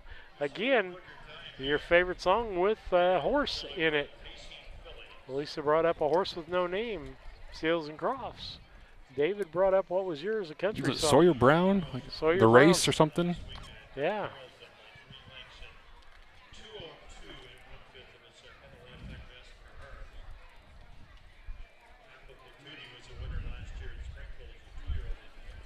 I liked the name on there. David would go to her screen.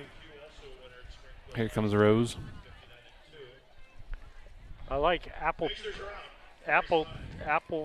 Patootie. Good name. That is a good name.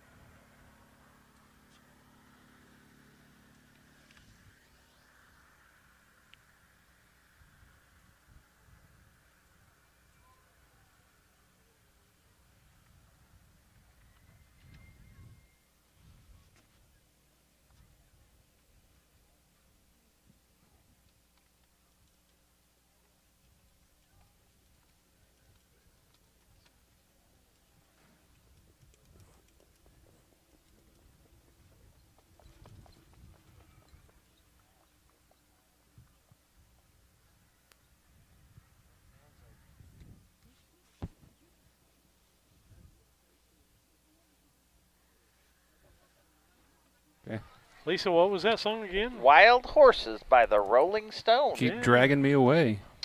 And then there was one that was called Dark Horse. That was by Juicy J. I don't know Juicy J. That was in 2013, so you can't plead that you weren't old enough.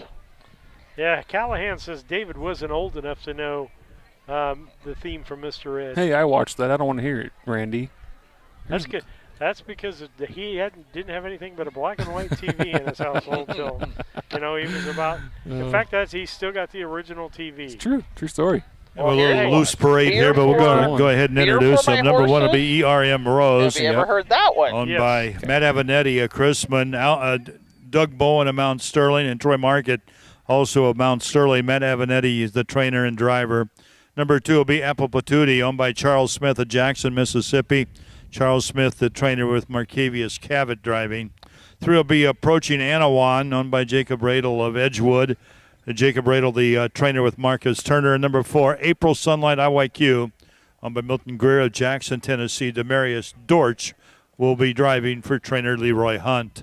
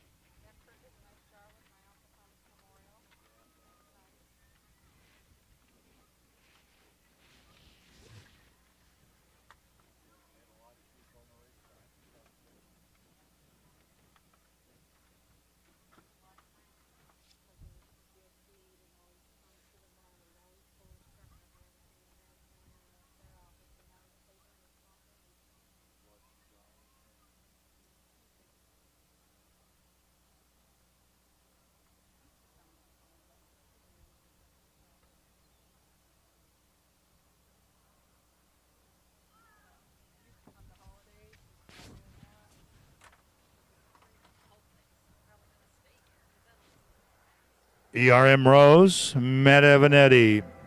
Apple Patootie with Marcavius Cavett.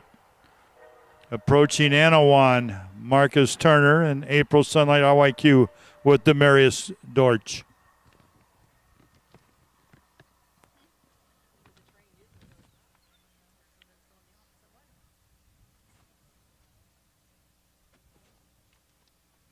Eighth away.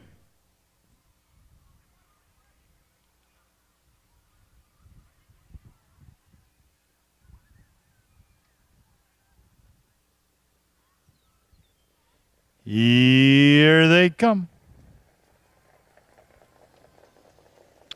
Good start for the 3-year-old fillies. ERM Rose away quickly on the inside. Approaching Anawan on the outside, and Approaching Anawan's going to have the early lead here. ERM Rose is back there second. Racing third as we move around that turn is April Patootie, followed by April Sunlight IYQ. The leader by 2.5 lengths is Approaching Anawan with Marcus Turner. ERM Rose, Matt Avanetti back there second. Racing third as we go up the backstretch, Approaching Anawan, and then we got April Sunlight IYQ. 32-2 off the quarter. They're over to the 3/8 mile marker. The leader here is as they turn down towards the half-mile marker. Approaching Anawan on the outside. Here comes ERM Rose. She's out and driving. Approaching Anawan on the inside. ERM Rose first up on the outside. Racing between horses now. Apple Patootie and Sunlight IYQ. Past the Grog Gate, past that lower turn, it's Approaching Anawan on the inside. ERM Rose has the pace on the outside. She now takes over. ERM Rose by a length. Approaching Anawan is back there second. April Sunlight IYQ is moving up a third.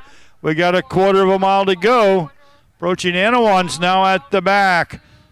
Last 1/4 mile, it's ERM Rose. 3/4 and 134 and 1. Awful win in 2-2 and change in the Greene County Fair. ERM Rose leads by a length and a half. A head for home. She's chased by Apple Patootie and April Sunlight IYQ. But it's ERM Rose with the lead. ERM Rose is going to put April Sunlight IYQ away here. ERM Rose makes it 2 for 2 this year for Matt Avanetti. 205 flat, 205 for that pacing mile.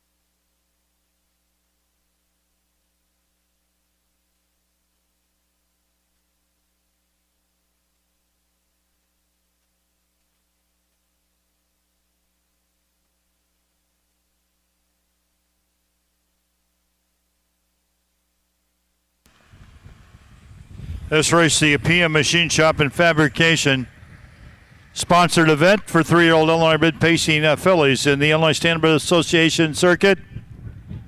ERM Rose is a 3-year-old daughter of Major Bombay from Best of Both Worlds by Cam Best, bred by Ernest Miller, by Matt Avanetti, Doug Bowen, and Troy Markin at Chrisman and Mount Sterling, trained by Matt Avanetti.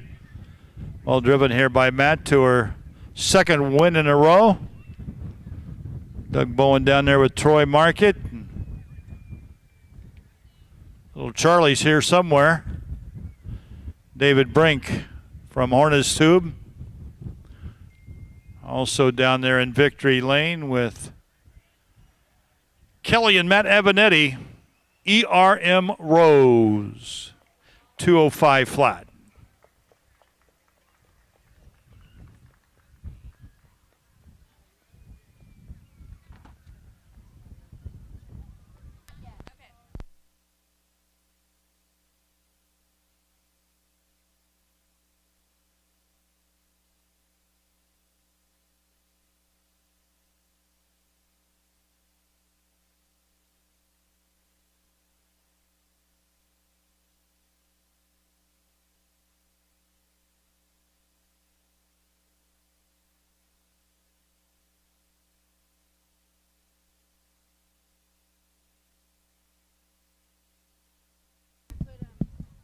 Okay. Hello, everyone. My name is Alyssa Carricker, and I am the 2025 Miss Macoupin County Fair Queen.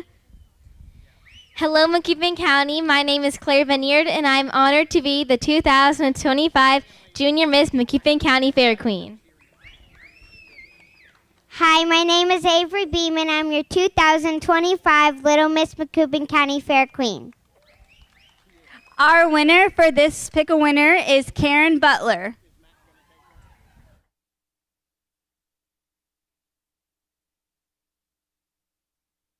Well, as we've got a judge over here doing kind of an inquiry, we had a good discussion and the volumes were down, which happens a lot of time. We just having a random conversation, it turns into something good, and we look over and the volumes are down on it because we hadn't intended to be back up. But the judge is checking some things out here with David as he's showing our replay. Got some chats out there, do we? Randy Callahan throwing a famous Major League, that baseball movie quote, "That's 2 in a row. If we win one more, that's called a winning streak. It has happened before." Yeah. Again, we're looking. Great one there, too. Here's your results. Literally the winner. Judge Tim Searle's been over there looking at the tape of the last race. Thanks to Harness Tube, he can review that race. And see if there was any interference or any problems, and he's coming back to the stand. So we'll have the official results here momentarily. No problem with the winner. ERM Rose is official.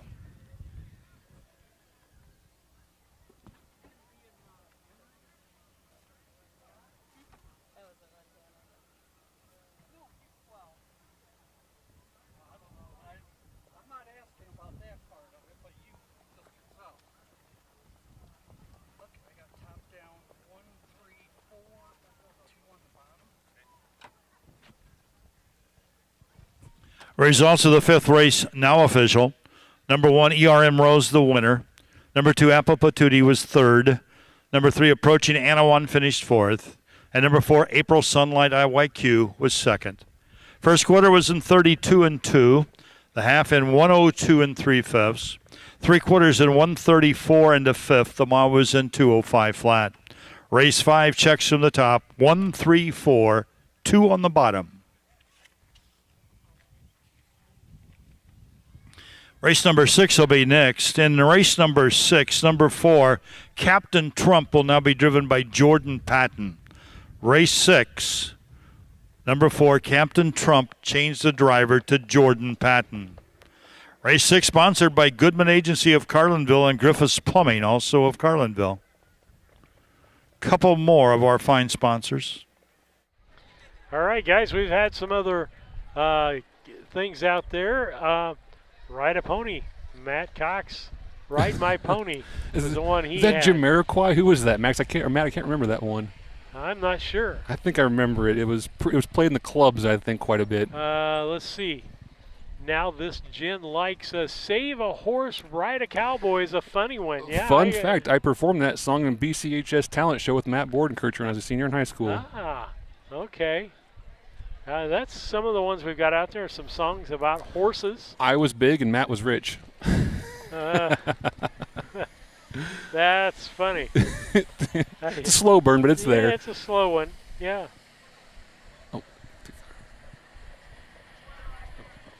Well, as we're getting ready for the next race, it's been a nice batch of racing, and David and I are finally getting shade. It's only been a few hours. It's not the Lisa. About the time we get done, it'll get the Lisa up there. And poor Lisa's sitting on a black surface. Well, you know, hey. And she's getting a good tan, right? Nothing else? I was surprised. The wood was not as hot as I thought it would be. Yeah, it's not reflective. It's a dull black, but yeah. So I'm going to take down our umbrella because I just don't think we need it anymore. Do you? I don't think so. We have 118 concurrent viewers out there right now. Appreciate everyone tuning in. That's that's a big number, folks. Think about those many eyeballs and bodies and stands and what that adds up to. We know not everyone can make it all the time and whatnot, and just shows that the fans are out there. They are tuning in to 2 different broadcasts in the same day, and they're still showing up here again, 12 hours later. So we appreciate all of our fans and followers and horse friends. Horse friends? Yeah, they're friends in the horse business, whatever. Oh, okay. I was going to say, you have horses that are friends. Okay. You ask horsemen, some of their best friends are horses, probably. Well, and some of the best people I know are horses. They keep their mouth shut. It's and funny. The other ones are horses. Oh, as we move right along. The north end of a southbound horse? Yes. My wife is shaking her head up there. I've got her pulled up. She can make a comment about that. Well, she's leading the way. She's got 284 points for the day to Steve's 256 and my lowly 227. Wow, Lisa, if we could keep top David in third place, that'd be a win just for the day, right? Could get some gain at least. Yeah, Lisa could go trying to go from worst to first, all in the same day. It does happen sometimes. Horse racing, crazy things happen. Absolutely. You have a better chance at doing that when you have 2 races in the same day. Yeah, a lot of points get added up for sure. Yep. But beautiful night out here, folks. It's county fair season. Get out. Enjoy the sights and the sounds of the county fair. And these fans are excited. When those earlier races were going off and all the trotters were breaking, they were reacting. They loved it. They had their money or their small emotional investment on some horse, obviously, because they were upset when so-and-so made a break. So the fans definitely in tune to the product here. They know what they're looking at. The Deckers have been around for a long, long time, and it's good to be here in Macoupin County. Okay, David, explain to me the name of the race that we're having on Wednesday. The background for that, what's that all about? So, yeah, I think it's all part of the Illinois Horse Racing Act of 1975. It developed the old Colts associations and whatnot, but part of that was it carved out Department of Agriculture money specifically for horse racing in a couple different races. And one of those races stakes that they came up with was called the Cardinal and Violet, named after the state of Illinois' signature bird or whatever. What's it called? Cardinal. Yeah, Cardinal and Violet are flower in our bird. Thank you. And one for the Phillies, one for the Colts, and it's just a chance to get a stake in honoring the state of Illinois, and money coming from your tax dollars, Department of Agriculture, all that kind of good stuff. It's a good thing to go out there and race for Department of Ag money, and they're putting it on for us on their beautiful mile track at the Illinois State Fairgrounds, which for a long time held the world record. So pretty cool of them. And we're seeing purses here tonight for a couple $1,000 in a lot of cases. But what kind of purse can we expect to see for that? I haven't looked at the condition sheet to know what those are estimated at, but I'll look into it and get back. See, and the Griffiths Plumbing, both the Carlinville, the race sponsors, $2,717 the purse.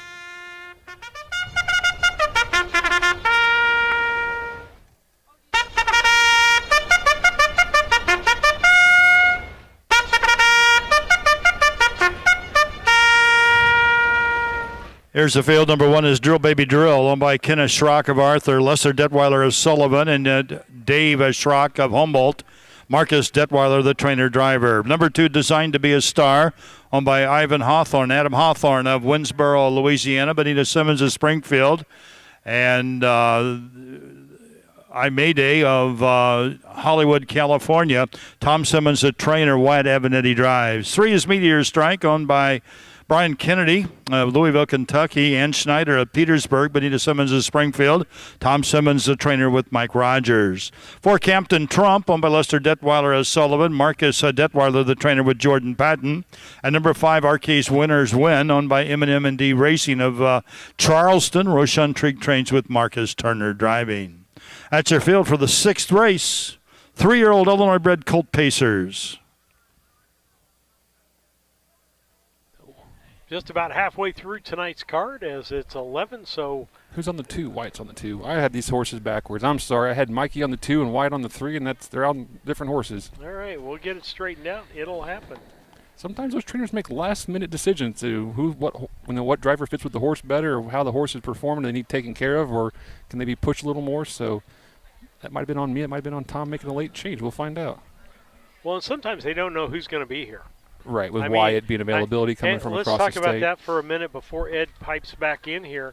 Is a lot of times we've seen a driver on 3 different horses in the same race. Guys speculating that person is going to be there. Hoping they'll take their mount for them. And the drivers have a tough job. Not only do they have to go out there and perform, but they have to keep their clients happy. Their owners and trainers that use them. You can't turn them away too often and make them sour. So you have to do business and you have to be copacetic. And it really is. It's an art form to keep everyone kind of happy and juggle those drives. And you got to just be honest. I think I fit better here with this horse, and I'm find somebody else to help you drive your horse or whatever. But I just can't do it. And really tough when you're running a streak with 2 different horses and they happen to get in the same race. Because how do you choose? That happens oftentimes, especially when you have eliminations to a final. What if the driver went both eliminations? Which one do you pick for the final? The one that went the faster time? Maybe the one that maybe has more left in the tank? Maybe the one that had the easier trip? Maybe the one that has the trainer you do more business with? There's a lot of variables that drivers have to think about when they're coming up with which mount they want to take if they've been put on more than one. I think Teeth is not paying attention, but we're getting close to a start. All right. 3-year-old Pacers in behind the gate. Good field of 5 here. They're at the head of the stretch.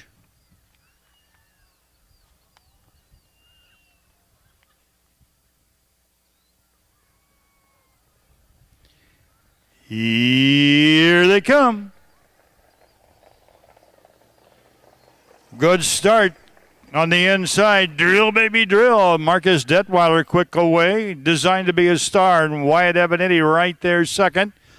Little rough gator on the outside. Third was Campton Trevor there in the first turn. Mike Rogers now sneaks up the inside to take over third. Then we get Arcase Winners Win as we swing out of the turn and head up the backstretch.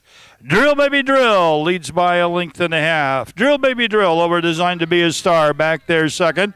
Meteor Strike is racing a third. Captain Trump on the outside of fourth. RK's Winner Win is back there fifth. They move past the quarter into the upper turn. First quarter in 32 seconds. 32 seconds for Drill Baby Drill. Some Stars Somewhere gelding leads by now only a length as they swing off the 3/8 and head towards the stretch for the first time. Designed to Be a Star is right there second. As we come towards a half a good field of Illinois bred, 3-year-old pacers led by Drill Baby Drill. Length and a half, Designed to Be a Star still there second. Captain Trump on the outside third. Fourth is Meteor Strike. And the trailers RK's Winner Win.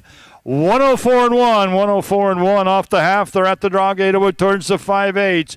It's Drill Baby Drill getting every call here. Designed to Be a Star is still right there second. They're 3 wide behind those two leaders as they race towards the 3/4 mile marker. It's Meteor Strike there third. Splitting the pacers and moving up with some authority now is RK's Winner Win as we enter that final turn. It's still Drill Baby Drill with the lead. Designed to Be a Star right there second. And RK's Winner's Win is their third. 3/4, 135-4. Drill Baby Drill, RK's Winner Win is now their second. Designed to Be a Star drops back. They're going to have to catch. Drill Baby Drill, Drill Baby Drill now opens up, leads by 5. Drill Baby Drill's going to win it. Designed to Be a Star comes back and closes a bit to be second.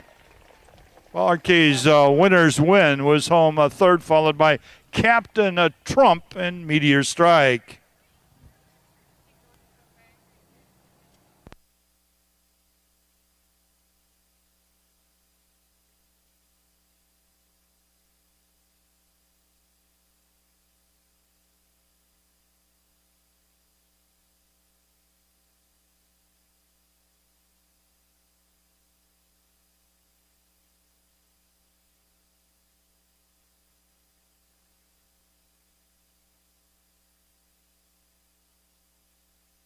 All right, as we wait for the winner and so forth, you can see some of the points. That's without it being official up here. I gained a couple more points on some people there, so I like that. But a good race, David, as a good clean race.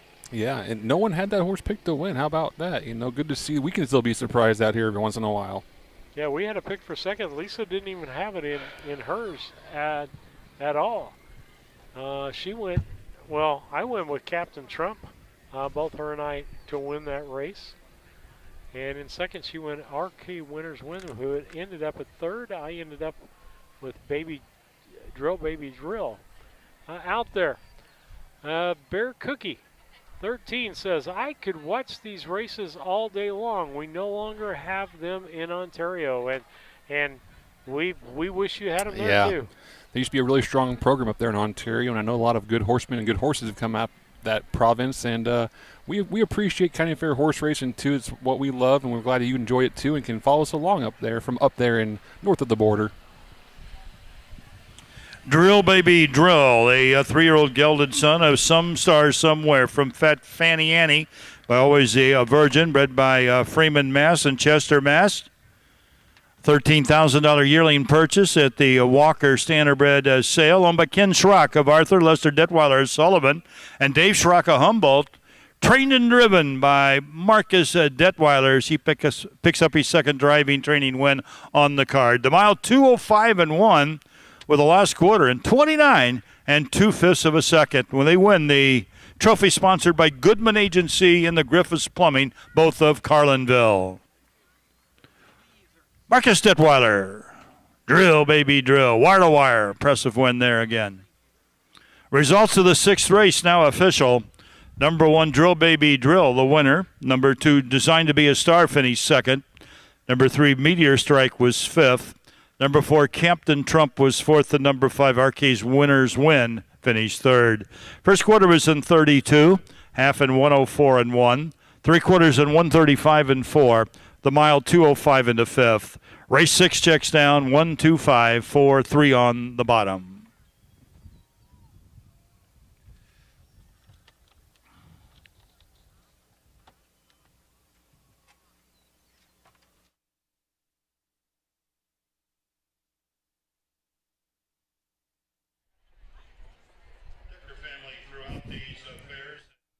Decker was stabled at. Wait, who was it? Annually give the Papa Deck Award to the fastest pacing mile winner and the fastest trotting mile winner. That'll be the case today, so we'll kind of monitor that throughout the day, and the Papa Deck Award will be presented to the fastest trotting winner and another award to the fastest pacing winner on our 11 race card.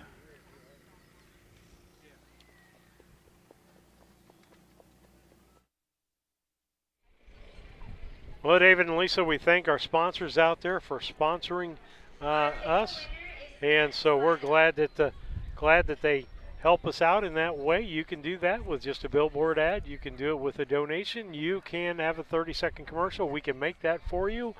We can use something you already have. You just let us know what you want to do, and we can do that. And I'd say we've probably got 23 to 25 dates left this year. And a lot of racing left, David. Absolutely, a lot of racing. In fact, that's more than we did the first year. And I try to keep that in mind, perspective, how much there is to go, how much we've grown, and we appreciate everyone. Speaking of appreciate, Miss Leanne Shin sent me a nice text message to answer her question. Cardinal and Violet estimated purses are going for $45,000, as you can see on our track sidebar there. But we appreciate Leanne reaching out, letting us know that Department of Ag money coming back to the horsemen, whoever can take those divisions. Absolutely, and that's a good thing happening out there as far as that's concerned, and gives them real money to put into their stables and allows our horsemen to stay back in these communities. Absolutely, in Illinois. And with that being said, a racetrack in Decatur would do wonders. Oh man! And if Hawthorne can come back and survive, then that's great. That means we have harness racing happening in two parts of the state, and that's not bad for horsemen at all. That's a healthy program, and I think we need both north and south to keep kind of a balanced calendar in horses racing all year long. And, it keeps us top of mind in the state. So, if we got that big win, this state could bounce back in a quick way, and I do believe that we have the talent, we have the horsemen, we have the infrastructure, we have the leaders. I still believe there's hope for Illinois. Well, and the other thing is, too, I would not be against a track in more southern Illinois for those horsemen. Maybe we'd get some people. There was talk one time of Walker's Bluff, that casino up down there, DeCoin area, running a meet at the DeCoin State Fair track. It kind of dissolved because there wasn't enough material for the surface. Or something fell apart with that whole deal, but someone had that idea. They thought that could serve that area, too. Now with Oak Grove and all those tracks built down in that area, you might have taken some of that business, but you might have also created business. So, well, and to look at things, yes, we like Illinois bred horses. Absolutely. But there's something said about the open classes coming in and see how our state stacks up to some of the better horses from the other states. Yeah, there's definitely, to have a healthy program, you have to not only support your breeders and your stake horses and your 2- and 3-year-olds that are babies out here racing at the fairs, but also your aged horses that live in this state, that train and jog on these state, on the tracks in the state, because they fill the box for those races, the rest of the year, whenever it's not stakes time, whenever there's non-winners of 4,000 lifetime or 4,000 last 5 or whatever the condition is. It keeps the horse racing top of mind for the fans. It keeps the gamblers interested in watching our products. So it takes a well-rounded mix for sure. I want you to think of it like this: 2-year-olds are like I'm gonna say junior high kids. Junior high kids. Like we're talking little league. They got league. a lot of spirit. Can't stay focused. Those things. The 3-year-olds are more like high school, college. Yeah. Yeah, and then your 4-year-olds and up are more like your major league players. They've got experience. They're going to be talent, steady. But most of the season's maintaining injuries or something. Yeah, absolutely. And the thing that we have right now, David, don't we, is a lot of those aged horses, because they're wanting to get income and getting breeding fees for them because of track record, are going out of state to race out of state in those aged they have races. to make those monthly paychecks. You got to find somewhere to race, and horsemen are traveling as far as Columbus, Ohio regularly. They're traveling down to Nashville, Tennessee, and Oak Grove, Kentucky regularly, over to Hoosier Park in Indianapolis. The dollars are leaving the state because there's no place for the horsemen to spend them in these borders, unfortunately. But the horsemen are still here, still trying to race. No one's getting rich doing it, but we love it. Well, David, I have a question. Shoot. Go ahead. Are different bikes, tires, different sizes? Because one just went by on a number 1, which isn't this one. Like the diameter of? Yes, it looks to be a smaller wheel. On the jog cart over there, yeah, definitely just a little more. The number 1? With the red colors, Marcus, yes, over there? Yes. Yeah, that's a jog cart, longer, narrower, easier probably for the horse. I should say safer for the trainer and driver, maybe harder for the horse to pull, a little heavier, not as perfectly balanced as a race bike, but just more comfortable for everybody. It's just more of a leisurely thing to go out there and they warm up to the jog cart. Usually it's a safer thing. They're comfortable in it. That's what I was just going to ask.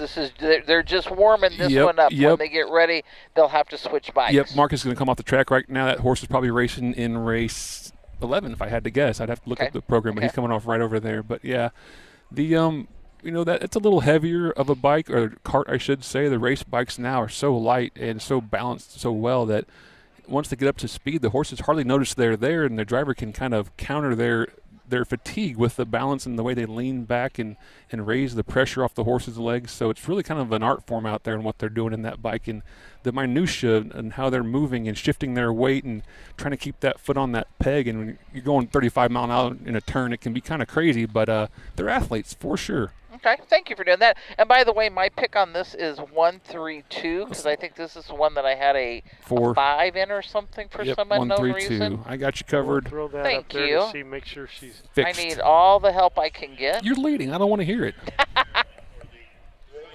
Here comes the post parade, baby. Well, we can hope that. As we keep going Tifa. here, we'll put Tiffy back up.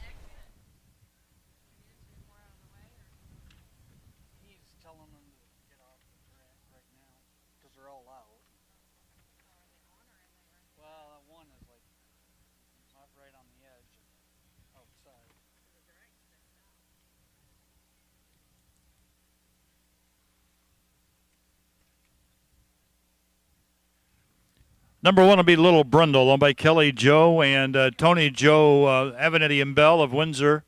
Matt Avenatti, the trainer and driver. Number 2, GJ's Moxie Star, owned by Darla Lohman of Effingham and Bob Lacey of Nokomis. Darla Martin Lohman, the trainer-driver. Number 3, TV's T.O. Wynn, owned by Jerome Daniels of Springfield. Jerome is the trainer-driver. 3 fillies here in the 7th race, the Roy and Eunice Guthrie Memorial.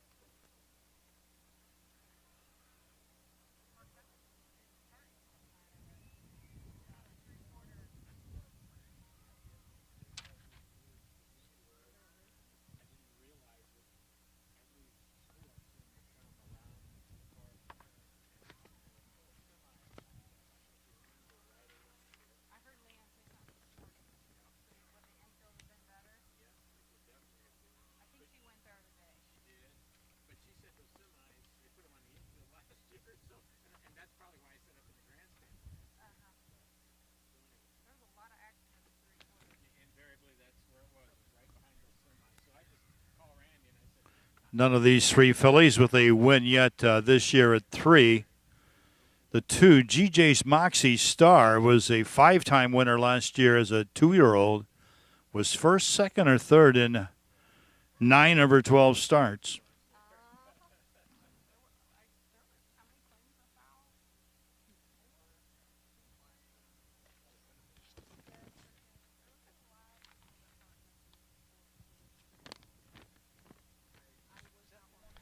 Leroy. Lisa gives us some nice pictures of the barn area down there. That's Finn stable.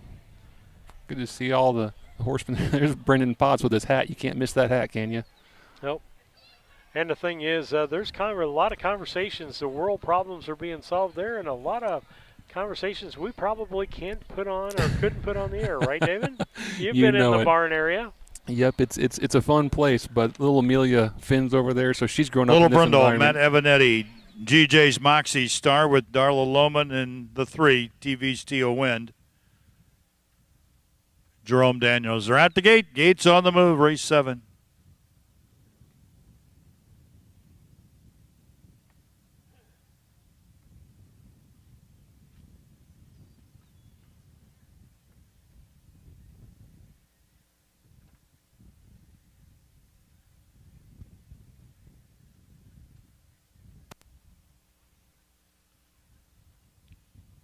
Eighth out.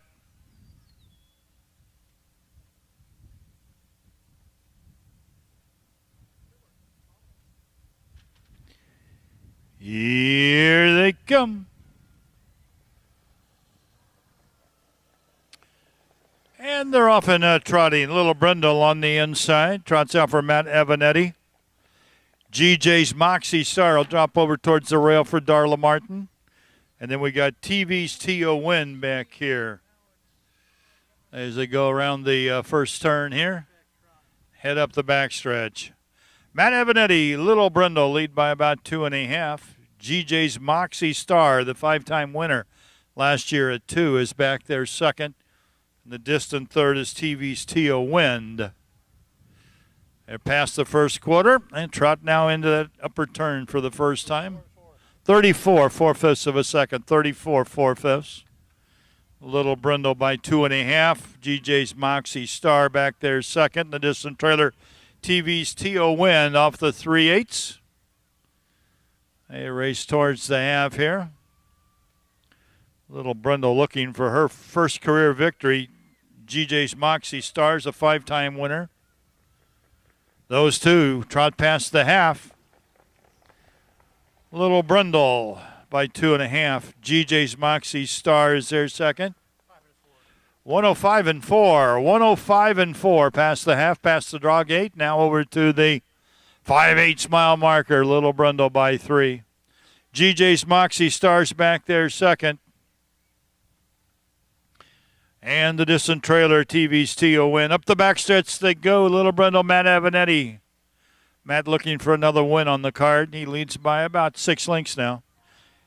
GJ's Moxie Star is back there second in the distant trailer, TV's T.O. Win. They're in the final turn. The Southwind Chrome filly, Little Brindle, was there in 137. 1/8 of a mile to go. Winless in her first 16 races. She's got a good shot here. It's Little Brindle by about 7 over GJ's Moxie Star. And Little Brindle's going to break her maiden here for Matt Avanetti. Little Brindle home the winner by about 10 lengths. GJ's Moxie Star will be second. Then we got TV's T.O. Win. 208 4/5. 208 4/5.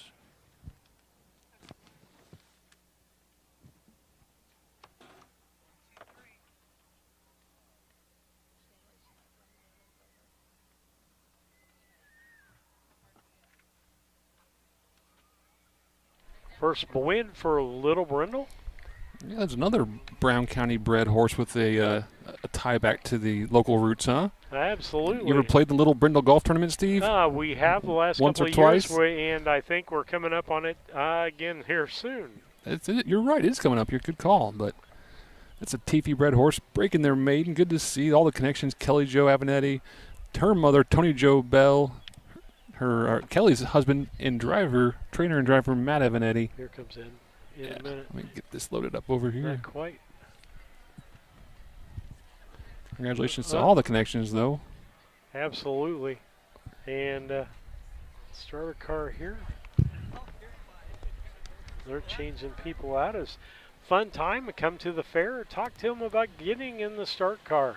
Yeah, that's always a cool experience. Yeah, yeah, it'll be something cool for the kids to do. I was 208 and 4. Little Brindle's a 3-year-old daughter of Southwind Chrome from like nobody else. Oz by Yankee Glide, bred by yours truly, Ed Teefy. $4,500 purchase at the Illini Classic sale for the Avanettis. Kelly Jo Avanetti and Tony Jo Bella Windsor, the owners. Mother-daughter team there.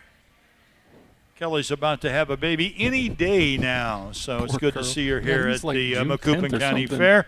Matt Avanetti picks up another training driving win here. The day after they were married, she was gives this racing filly a too. record of 2-8 and 4 with the last half in 103 last quarter and 30 and 4/5. They win the Roy and Eunice Guthrie Memorial Trophy. Let's give them a big hand, folks. Little Brindle, Matt Avanetti. His wife there, Kelly Jo, is literally due today.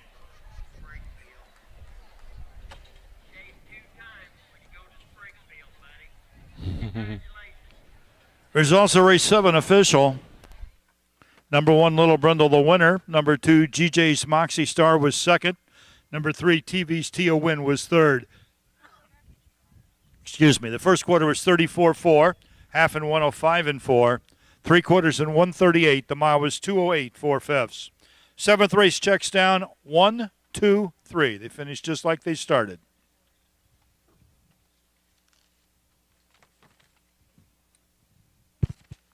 Upcoming race 8. The number 1 horse, Class Comedian, will now be driven by Marcavius Cavett. Marcavius Cavett will drive the 1, Class Comedian.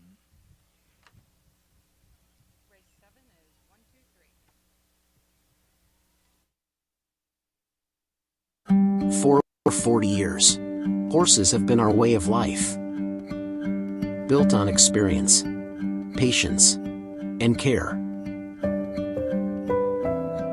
From sale preparation to rehabilitation, we are committed to helping horses reach their potential. Brenneman Equine, a tradition of horsemanship. Call Lamar or Ronnie today.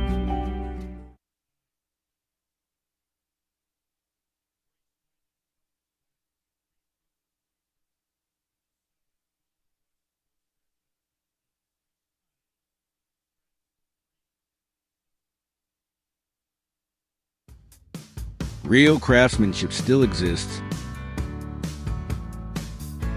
at Yoder's Custom Woodworking and Amish Furniture. From custom kitchens and built-ins to handcrafted furniture, outdoor poly, and more. Family owned and trusted since 1995. Visit Yoder's and Sullivan or call 217-728-2166 today.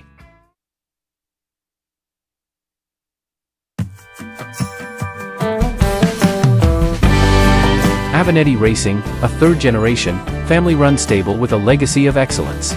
Centrally located between Illinois, Indiana, and Kentucky racing programs, Avanetti Racing specializes in buying yearlings, breaking, training, and racing top-performing standardbreds.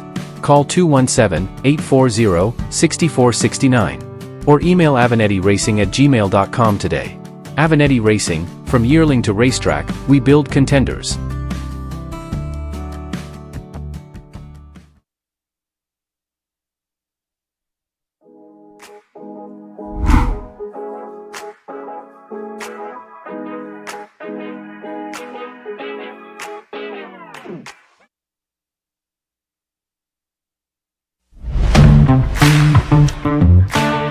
Kerr Auction is your trusted source for ag equipment, attachments, construction gear, trucks, trailers, and hard-to-find parts. With live and online auctions at kerrauction.com, you can bid from anywhere, field, job site, or front porch. From big equipment to small parts, if you need it, Kerr Auction has it. Don't miss your next deal. Check out kerrauction.com today. Kerr Auction, built for the working world.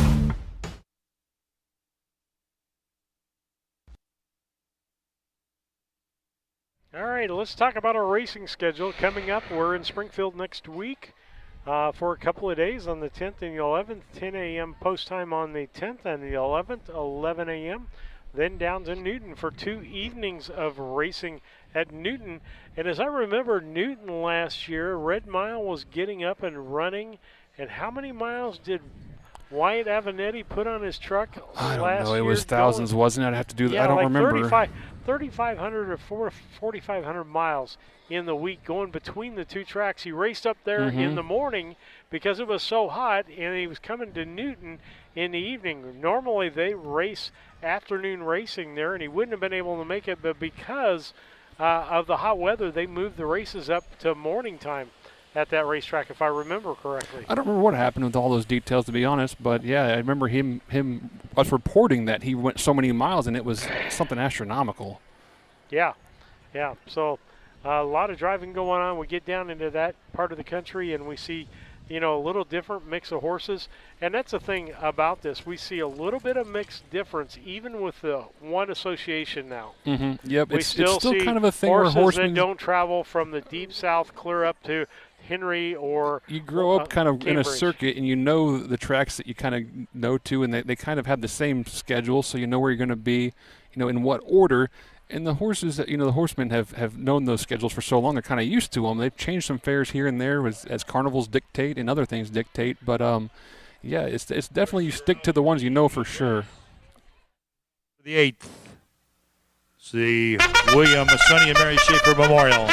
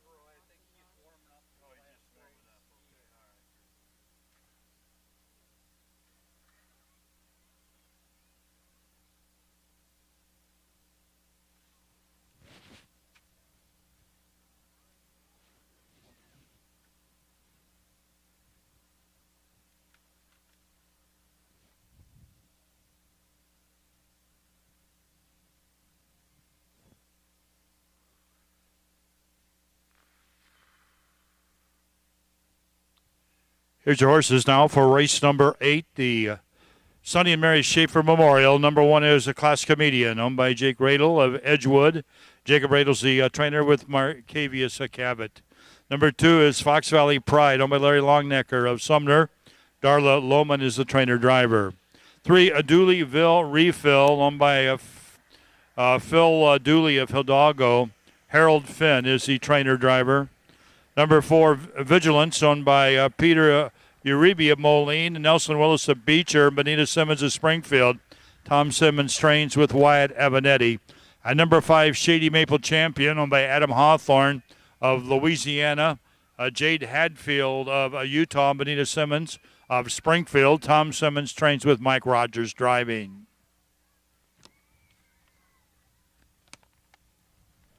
David, I'll throw in another check thing here. We have the horse songs. What is a horse name? We did this last year and it was kind of fun. A horse name you'd like to $2,629 on the line here for these 3-year-old Illinois bred trotters in the Schaefer Memorial. To give the example, after being to Newton last year, wanted to name a horse the Big Newton. Right, I remember that one. Yep. So give us a name of a horse that you would like to name a horse that's not been done to our knowledge before. If you owned a horse. I can name it anything. And if you'd like to get in contact with David, he can put you in touch with some people who can help you do that. We can make that happen probably, yeah. At least unless your name is Steve Surratt. There's a banker that will stop me from doing that called Lisa. I know a banker, don't worry. Okay. Do you still want a videographer? That's a good barter. You are a harsh negotiator. I think you need her more than you need me. That's absolutely true. So I will bite my tongue on that one. All right, as we get ready to go here, Gates getting set. Again, a beautiful evening. Elise is finally, at least from the shoulders down. It is actually very nice. It's almost, I don't want to say it's cool, but it definitely is much cooler than it was. Well, we've been down here when it's been extremely warm, and you were just sweating to death out here in the sun. The breeze feels good, yeah. If we didn't have this pound of dirt caked on our skin, we'd be perfect, wouldn't we? Well, it keeps us from getting sunburnt. That's true. Let's look at the positive things. We got sweat from this morning and dirt stuck in it, and now we have a layer of sun protection.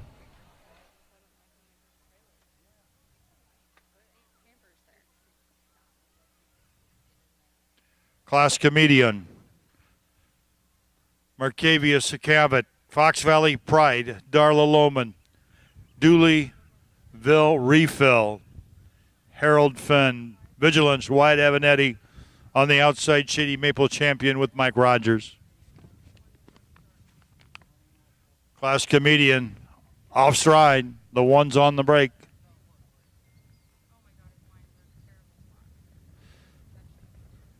Here they come. They're off and trotting. Dooleyville Refill away very sharply there for Harold Finn. Harold's on top by 3. Darla was second but goes off stride. Fox Valley Pride has made a break, so Wyatt and Vigilant, they move up there third. Mike Rogers is off stride now with Shady Maple Champion. He's back trotting in the trailer. Class Comedian. But up front, it's all Harold Finn Jr. Dooleyville Refill by about 10 lengths here. Wyatt Avenetti with Vigilance is back there second. 10 more back to Darlin. Fox Valley Pride. Then we got Mike and Shady Maple Champion off the quarter and 34-4. This field is really strung out, but it's the Southwind Chrome Colt. Dooleyville Refill. He looks solid. He was solid at leaving, and he's still solid as he trots past the 3/8 mile marker here for Harold Finn. He leads by about a dozen. That's being kind to the trailers here. It's all Dooleyville Refill past the half in all by himself. All he's going to have to do is stay trotting. A little bit of a battle for second here on the outside. Fox Valley Pride moves up to be second off a half and 6. Vigilance is back there third. Moving up a little bit fourth is Class Comedian. Half was in 106. Off the 5/8 now. They head up the backstretch. It's Dooleyville Refill, a 4-time winner of almost 11,000 last year. Looking for his first win this year as a 3-year-old. It's all Dooleyville Refill, maybe 20 lengths. 139-1. 139-1 off the 3/4. Fox Valley Pride is back there second. Class Comedians Racing third. Fourth is Vigilance and Shady Maple Champion. Dooleyville Refill. $6,500 Illini Classic purchase as a yearling. Gonna get it done easy here for Harold Finn Jr. The 3 wins it. Darla's second with Fox Valley Pride. Vigilance is home third. Ma was in 2:11, 1/5 of a second. 2:11, 1/5.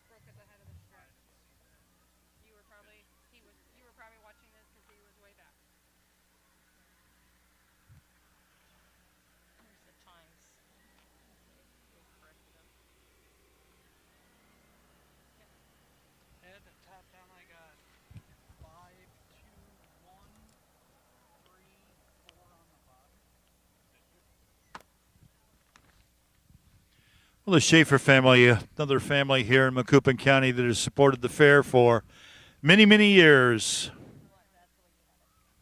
This the William, Sonny, and Mary Schaefer Memorial. It's going to go to Dooleyville Refill, owned by Philip Randall Dooley of Hidalgo, Harold Finn Jr., the driver trainer, trackside with his wife Jacqueline here.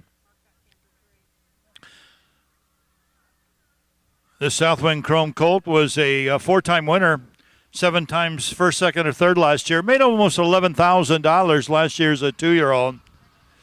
Picks up a very handy win here for Harold Finn Jr. Wire to wire in 2:11 and 1/5 of a second, winning the William Sonny and Mary Schaefer Memorial Trophy.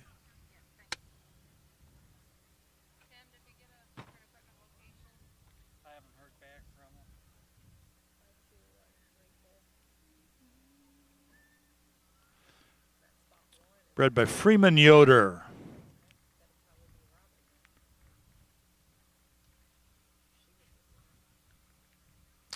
Results of that race. Race 8 now official. Number 1, Class Comedian was 5th. Number 2, Fox Valley Pride 2nd. Number 3, Dooleyville Refill, the winner. Number 4, Vigilance was 3rd. Number 5, Shady Maple Champion finished 4th. First quarter was in 33 and 4. Half in 105 and 1. 3/4 in 139 and 1. The mile 2:11, 1/5 of a second. Race 8 checks from the top. 5, 2, 1, 3, 4 on the bottom.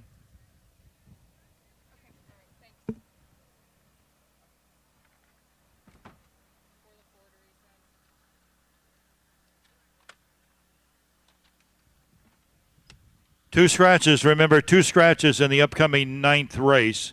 Number 3, Bruiser Cruiser. Number 7, Rule the West. 3 and 7 are out of the 9th. Marcavius Cavett will drive the 1. She's real. Tom Decker Memorial coming up next, the Tom Decker Memorial.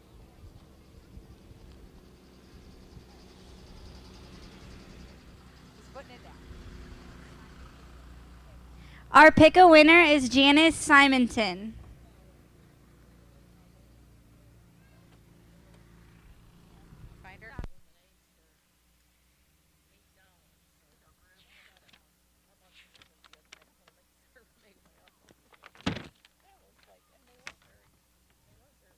All right, as we take a look at this next race coming up, David, everybody picked the 4, everybody picked the 6. But, I got to make a new pick for my 3 because my 3 scratched.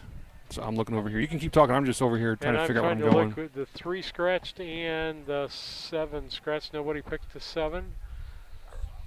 So I'm going 5 there. I'm match Steve. Why not? There you go. There we go. Picks are in. Well, why not? I don't know. It works for me. Can't get any further away from me, can you? Nope. Can't lose ground. All right. Lisa picked a 2 for 3rd place. That's a difference. Valley Sage. I'd say she picked Darla because she likes Darla. Right, Lisa? You think I can remember that far back? I have faith in you. Dash around. I picked Marcus Detweiler and the Clark Fairley trained horse. I like driver and trainer on that horse. I tell you what, I think that horse here last year made a 3-wide move that just looped the field in the last turn, and maybe that horse likes this track. Maybe you're onto something there. Yeah, I mean, I'm looking. I mean, Clark, and you can tell. I think it was you that said it. Yeah, was it yesterday? That when Clark makes a move, he's got. There's real confidence there. Of what's he's going been on. driving hot lately. Like he's really proud of his stable, and they're racing well. So when a horseman's confident in his mount, man, that tells you a lot, right? It tells you they think that they can get there, and they've already strategized. So Clark's got these things fine-tuned. They're ready to go, and he's picking up a young driver who's pretty hot, too. I think he's our top 3 or 4 drivers on our circuit, so definitely good connections on that one. Well, the thing I like about this time of year is the 2-year-olds are coming out. We won't see some of them until midsummer or after because Irma Rose didn't make her maiden voyage until July last year, June or July last year. Mount Sterling was your first start? Lewistown, there you go. That's right. And then Mount Sterling was your second. And so it was a fairly good start. But it's kind of like watching a baseball prospect come up. Oh, yeah, you can absolutely. You can see what the owner and the trainer saw in the horse and why it was purchased by watching it run. And sometimes, just like the major leagues, there's this kid that you paid bonus money to that didn't pay off, and then there's this horse that was a diamond in the rough, and somebody decided to take a chance and buy that horse. And we see that a lot. But that's the part I like about the 2-year-olds. Yeah, now, there's always something surprising in there. I make fun of it, but when they don't have any racing history, you're going on driver, you're going on trainer, you're going on lineage. Those are the big things. You can try to draw hunches if you want to, and I've done that in the past, and it doesn't always work to my benefit, but you can look at how much they pay. Does that trainer get along with that kind of breeding? Has he had success with it in the past? Those kind of things. Remember the Papa Deck trophy for the fastest trotter and the fastest pacer will be given out here at the end of the day. The opens are coming up, so most likely, the fastest races are ahead of us yet tonight. Fastest trot so far is Little Brindle in 2:08 and 4. And the fastest pace. Okay, Tina's telling me it's the fastest colt. Fastest colt and filly? Okay. All right, with that, or you can do the 2-year-olds. Okay, Jody just explained that it goes to the fastest colt, the fastest filly, right? Irregardless of the gate. So that's what we're looking for. Fastest colt, fastest filly gets the Papa Deck trophies.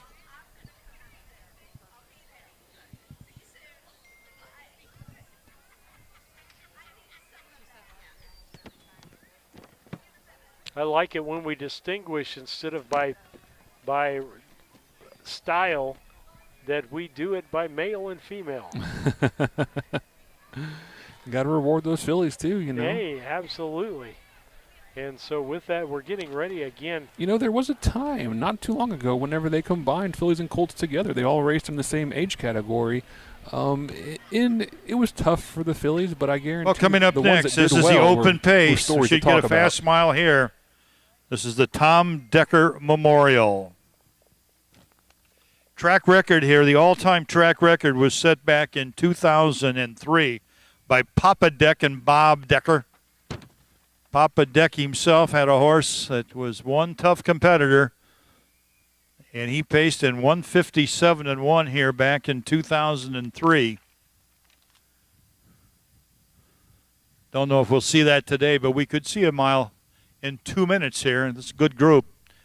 Headed by Great Seats, the 4. He's a winner of over $200,000. Has a win last year at Springfield and won 49 and 2 over the mile track there. He won over the 5/8 in Oak Grove, Kentucky this year in 152 and 4. 25-time winner in his career. That's the 4. Great Seats, clearly the horse to beat in this race, although there's a nice field.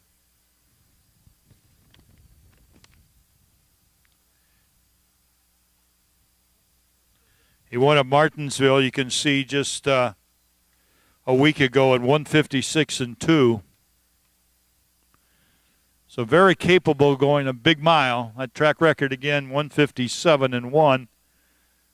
23 years ago by the late great Bob Decker and his good horse Papa Deck.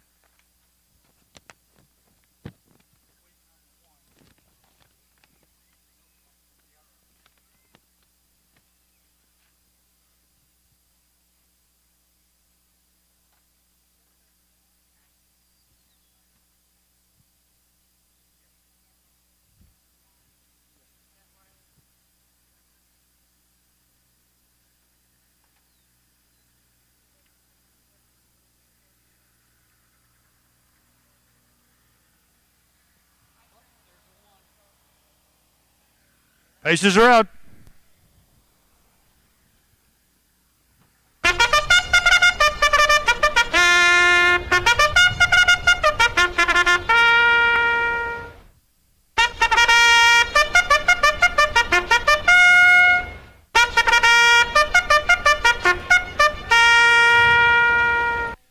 Tom Decker Memorial Pacers. On the 1 is She's Real. On by Jacob Radel of Edgewood. Jacob Radel, the trainer with Marquez Cabot. Number 2, Valley Sage, owned by Janet Asaro of Hazelwood, Missouri. Darla Lohman, the trainer with Aaron Martin driving. 3's been scratched. 4's Great Seats, owned by Wyatt Avanetti and Emma Avenatti of Chrisman and Sydney. David Avenatti, the trainer, with Wyatt Avenatti driving. 5 is Dash Around, owned by Clark Fairley of Lerna. Marlene Ferry of Charleston. Elizabeth Fairley of Lerna. Clark Fairley, the trainer, with Marcus Detweiler. 6 is Scrappy Coming Up, owned by Leroy Hunt of Jackson, Mississippi, and Milton Greer of Jackson. Leroy Hunt trains with Matt Avenatti. The 7 has been scratched. Open Pacers in the Tom Decker Memorial.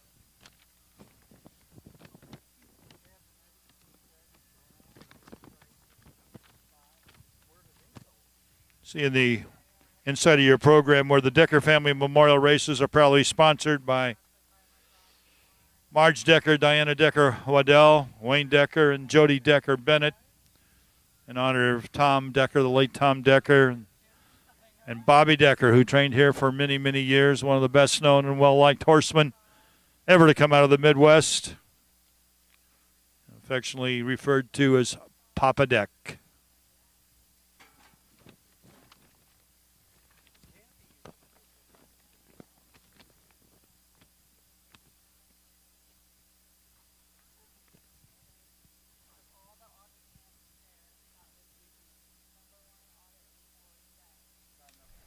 As they get ready to the gate, usually just for novice watchers, they warm the horse up earlier, right, David? 3 to 4 races ahead. About an hour before you're supposed to race, you want to get your horse nice and limbered up and their muscles loose, and we go out there and we jog about 3-4 laps, 2 miles maybe or something like that. Turn your horse and go a mile in 2:30 or so. Brush that last quarter, just get their legs stretched and let them get ready to go and race. Yeah. And then they come out.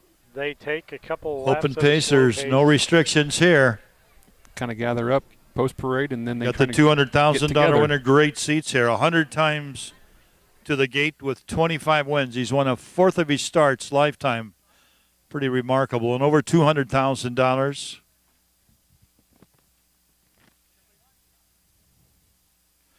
Dash Around, you can see, he's made over $84,000. Scrappy coming up over $85,000.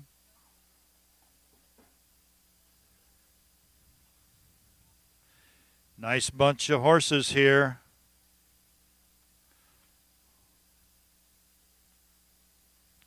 All colts are geldings except the one. The one female in here is the rail horse. She's Real.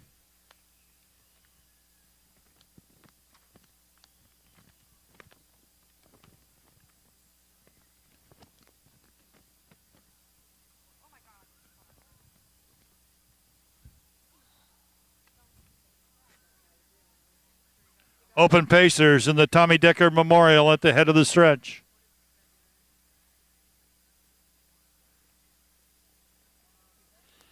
Here they come. They're off in a pacing. It's a Valley Sage. Valley Sage drives out for the lead as we race into the first turn. She's Real is there second along the rail. Great Seats is parked out there fourth as they race past the draw gate, past the quarter-mile marker, and they head up the backstretch. And they're racing here, folks. It's Valley Sage on the inside. Rolling up on the outside, Great Seats. Great Seats now takes over. Scrappy Coming Up is parked out there third. Fourth on the inside, the only mare in the race, She's Real. 30 and 3/5 past the quarter-mile marker, 30 and 3/5. And Great Seats is in control off a quarter and 30 and 3/5 of a second. Valley Sage is racing second on the inside. Scrappy Coming Up is out there third as they race towards that half-mile marker off a 30 and 3 first quarter, the quickest of the day. And Wyatt Avenatti is skimming along there with a big lead. Scrappy Coming Up and Matt Avenatti's back there second. Half in 59 and 3. 59, 3/5 of a second past the dog, 8 over to the 5/8. It's Great Seats with a big lead. Scrappy Coming Up is back there second. Dash Around is moved into third. Racing fourth is Valley Sage. Racing fifth is the filly She's Real. Little over a quarter of a mile to go. It's Great Seats by about 10. Scrappy Coming Up in chase back there second. Racing third is Dash Around off of 3/4 and 1:29 and 3. Should have better than a 2-minute mile here. 1/8 of a mile to go. 3/4 and 29 and 3. Great Seats looks strong on top here by Open Links. Nobody to push him. But Wyatt Avenetti's going to wrap it up here as he picks up win number 26. Great Seats by Open Links. Battle for second. Scrappy coming up. Holds off Dash around there for second. A battle here for fourth. Valley Sage will be fourth over She's Real, home fifth.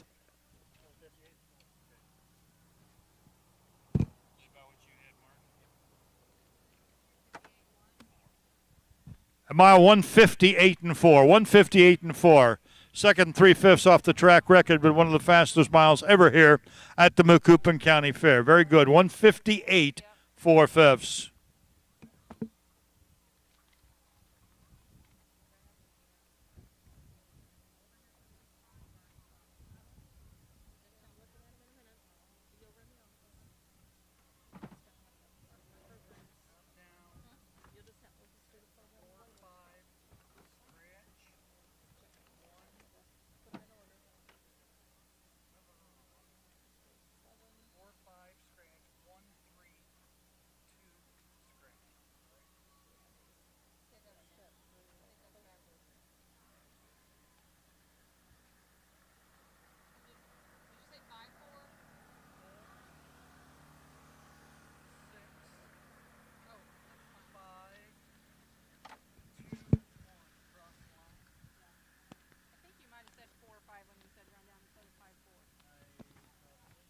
Well, Marge Decker coming trackside here with Jody Decker Bennett, Diana Decker Waddell.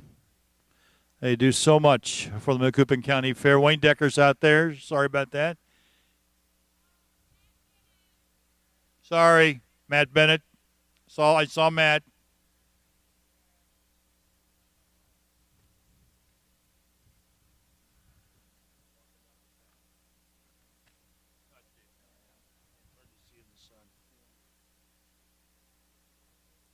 Great Seats picks up lifetime win number 26. Winner of over $200,000. 6-year-old son of Sweet Lou from That's the Ticket by Roll with Joe. Owned by Wyatt Avenetti of Chrisman, Emma Avenetti of Sydney. Trained by David Avenetti, driven here by Wyatt Avenetti to the victory in 158 and 4. Tina Walker Schrock's out there with the Decker family, the extended Decker family, to present the Tom Decker Memorial Trophy. Great Seats, 158 and 4.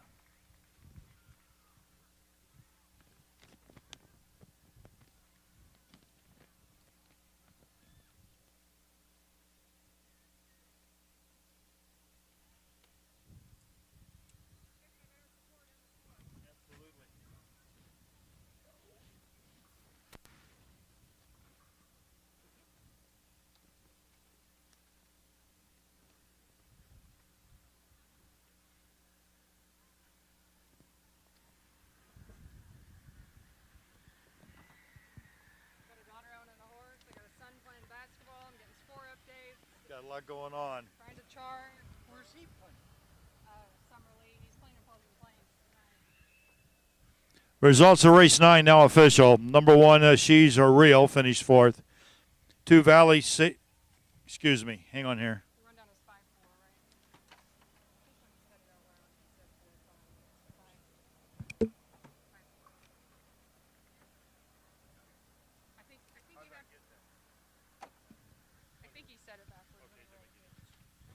Okay, start this again. Number 1, She's Real, was 5th. Number 2, Valley Stage, was 4th. The 3 was scratched. 4, Great Seats, the winner. Number 5, Dash Around, finished 3rd. Number 6, Scrappy Coming Up, was 2nd. Number 7, Rule of West, was scratched. First quarter was in 30 and 3/5. The half in 59 and 3. 3 quarters in 129 and 3. The mile was in 158 and 4. Race 9 checks from the top. 5, 4, scratch, 1, 3, 2, scratch on the bottom. 158.4 for that mile. Race 10 coming up next, sponsored by Brown Racing, the Tholey family, and the DeRue Starting Gates. A couple driver changes in race 10. Number 2, True Fortune, will now be driven by Leroy Hunt, and the 3, Trixie Sugar Baby, will be driven by Jordan Patton. Leroy Hunt on the 2, Jordan Patton on the 3.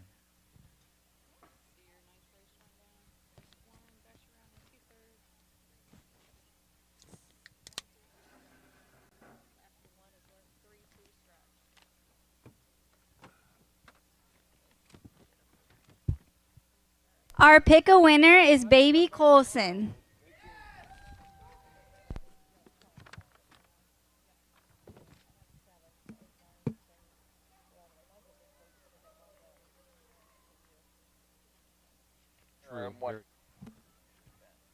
Well, David was just saying I'm in the lead with 5:12 for tonight. Lisa's in second, 13 points behind me, 499. And David is 17 points behind at 496 for tonight in the racing. Kind of a tight racing night. We've all had good picks this evening. And it's a nice long card, which makes things more interesting because you got more variables, things that could happen. And, yeah, it's shaken up. It always amazes me how close it ends up being. You know, Lisa and I are 3 points apart over, 9 races? That's just crazy. Yeah. Yeah, because usually you're probably running away with me. Yeah, what did he say a while ago? That he scored over 700 points one day? Well, we can check the record if you want to. That was at the 18 race. It might have been Springfield. Okay. I don't even remember. That was interesting. But we're getting ready for race 10 here. And race 10, this could change things up because not everybody's picking the same here. David went with the 6 horse and Frontier Maynard. Dum Dum. And Lisa and I went with True Fortune, the Leroy Hunt horse. Lisa picked Dum Dum to finish, Frontier Maynard to finish second. I picked the Dooleyville Lou to pick second. David picked TV's TVS Cosmac. The Cosmac. Let's see, third place. Lisa went Almost Home with Marcus Detweiler. I went to the 6. I went to Frontier Maynard or Dum Dum, whichever you want to. Kelly Avenetti calls him Dum Dum, and she said a few other words that we can't fits, say. Right? We can't say.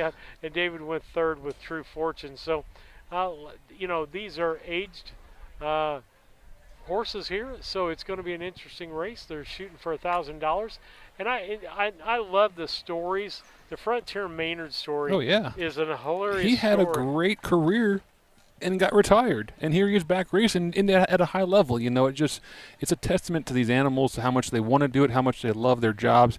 They're bred to do this. They love competing. Frontier Maynard said, if I can't race horses, I'll race a deer.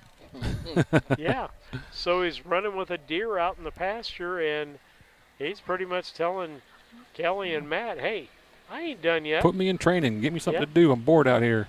So he came out of retirement, won its first race out of retirement this year. Yeah. And has done well. They're being smart. They're not racing him as much as they could. He had a really, I shouldn't say a tough mile, but he tried it as fast as half mile, however you say that, down at Martinsville in 2 minutes flat, put in a great effort. So Matt was smart and said, hey, the old man needs some time to recover after that endeavor. And they scratched him the next start down at Carrollton, but he's back here rejuvenated, refreshed, and ready to go. I used him on top here. I like him. The old man, 10-year-old, whatever he is. We'll see what happens with the old man, Frontier Maynard, or he just likes passing horses. He just one of those things. I remember when he was racing in the stakes years ago. Open Trotters coming up next. Freddie Patton Jr. The 2 will be driven by Leroy Hunt. The 3 by I can't remember who trained. Was it Kelly Jordan Barry or somebody? But yeah, he just liked closing hard. 28-second last quarters left and right, passing horses. He's a fun horse to watch. Well, there's horses that like to lead. Absolutely. That like to be and there's trainers that like their horses to lead and vice versa. And there are horses that need to see a horse in front of them. 100%. They don't need to pass until late there. As good as Great Seats is, Wyatt's the first to tell you that horse can get lazy on the front end. Sometimes he clears to the front, gets kind of bored. He knows he's going slower than some of his bigger miles. And he's like, hey, what's going on here? Someone give me some competition. But other horses, they can go out there by themselves, only horse on the fairground, and train like a streak of lightning. So you never really know. Every animal's different. All these horses are definitely, individuals and have their own quirks that you gotta you got to learn to marry. And one of the funniest things, if you go back and read, I think the horsemen call the Bible the Care and Training of the Trotter and Pacer. It was a book written in 1968, I believe, and then reissued in 1993 by the U.S. Trotting Association. And I think about every chapter is written by a famous horseman, and I think all of them start out, every horse is different. Whatever I tell you, throw it out the window because it may not apply to the horse in front of you. This is just a general rule of thumb, and that's kind of the truth, really. It's kind of one of those. That's what they've observed over. Trotters are out. Trotters are out now for race number 10. Kind of like there's several different things you got to take a mixture. It could be just the highest probability chance of what to try next, So we'll throw it to Ed for the post parade. Brown Racing and the Thaley family here, along with the DeRue Starting Gate sponsoring this race.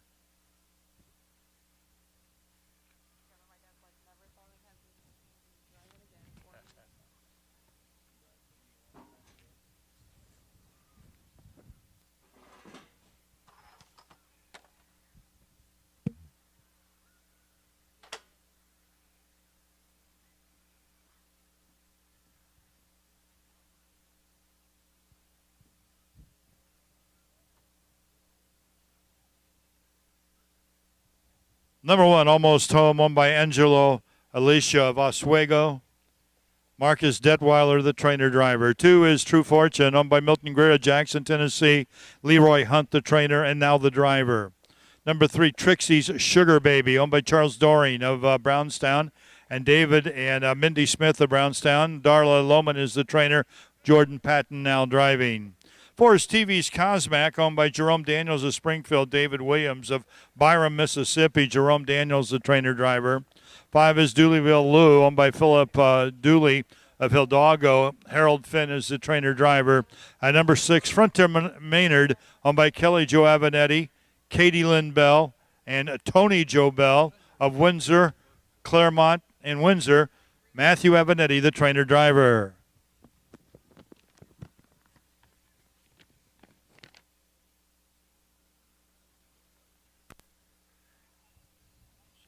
Pretty safe that the Papa Deck Award for the fastest pacer will go to Great Seats off that 158 and 4 mile.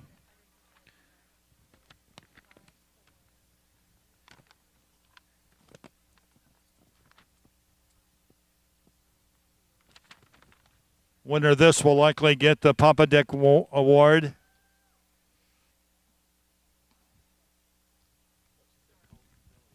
You're right.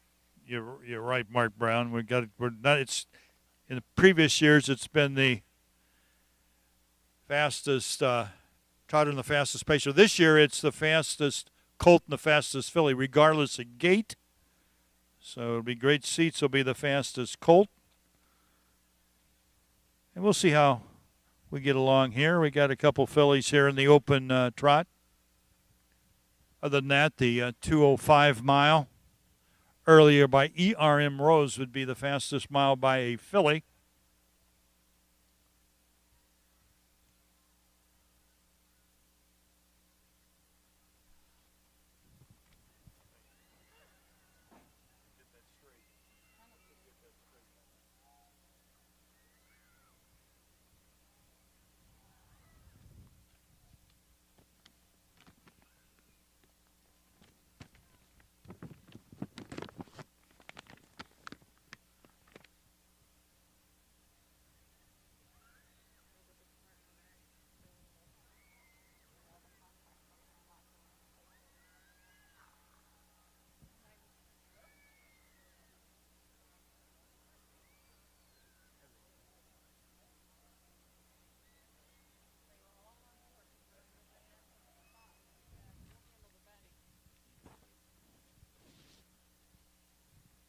Almost Home, Marcus Detweiler. True Fortune, Leroy Hunt.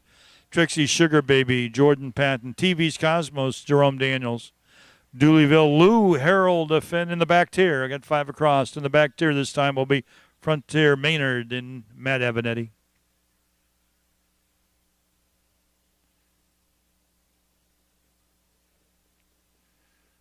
Brown Racing, Thaley family, and the DeRue Starting Gates, the sponsor, and here they come.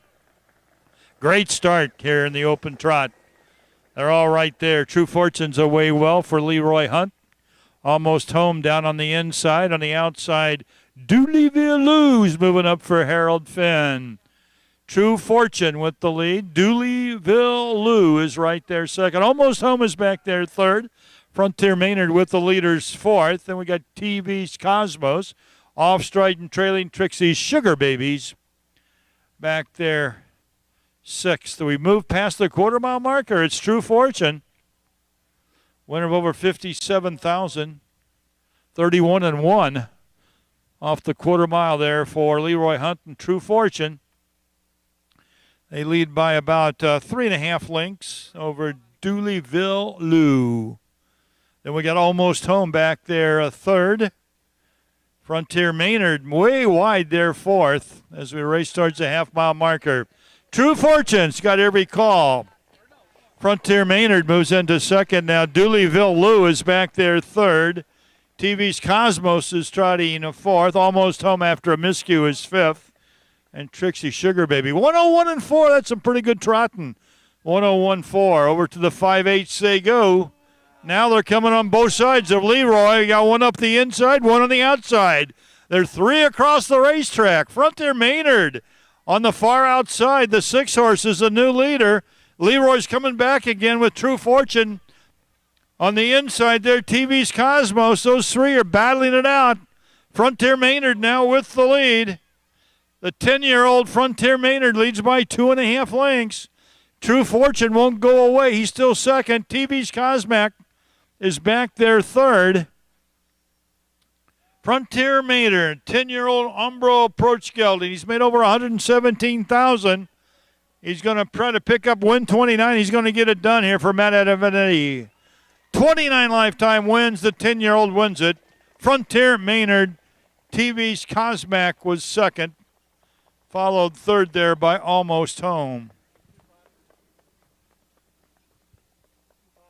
2:05, 1/5. 2:05.1. So the fastest mile tonight so far, still the filly, ERM Rose.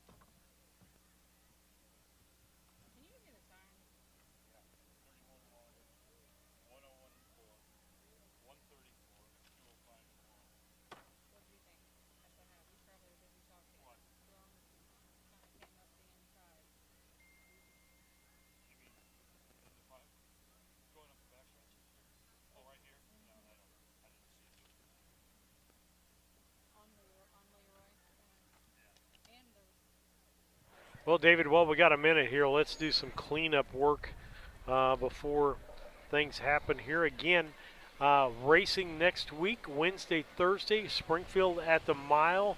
Wonderful place to watch a race at. It's usually cool up into the stands when the shade gets there. Another day to drink your coffee and watch horse races, right? Early checks start. are available in the race office. See Marietta for races 1 through 7. Horseman checks are ready for races 1 through 7 in the racing office. So we'll see you Wednesday and Thursday for that. Frontier Maynard. He's a 10-year-old gelded son of Umbro approach from Frontier Kango Chick, I guess, by Psychic Spirit, bred by the Frontier Farms. Kango Chick. By Kelly Joe Avanetti, Katie Lynn Bell, and Tony Joe Bell. Of Windsor and Claremont, trained and driven by Matt Avanetti. Stop working. She's trying to race induce pregnancy, sponsored by or to induce labor. Brown Racing, the Thaley family, and DeRue Starting Gates here. Definitely got it down Race lower. 10, 2:05 and 1/5 of a second. It's a girl, I think. Oh, is that? Mm-hmm. Veronica or Vivian? I forgot what Matt told me. Here comes Tim. I can't talk. Wins for the 29th time in 74 lifetime starts.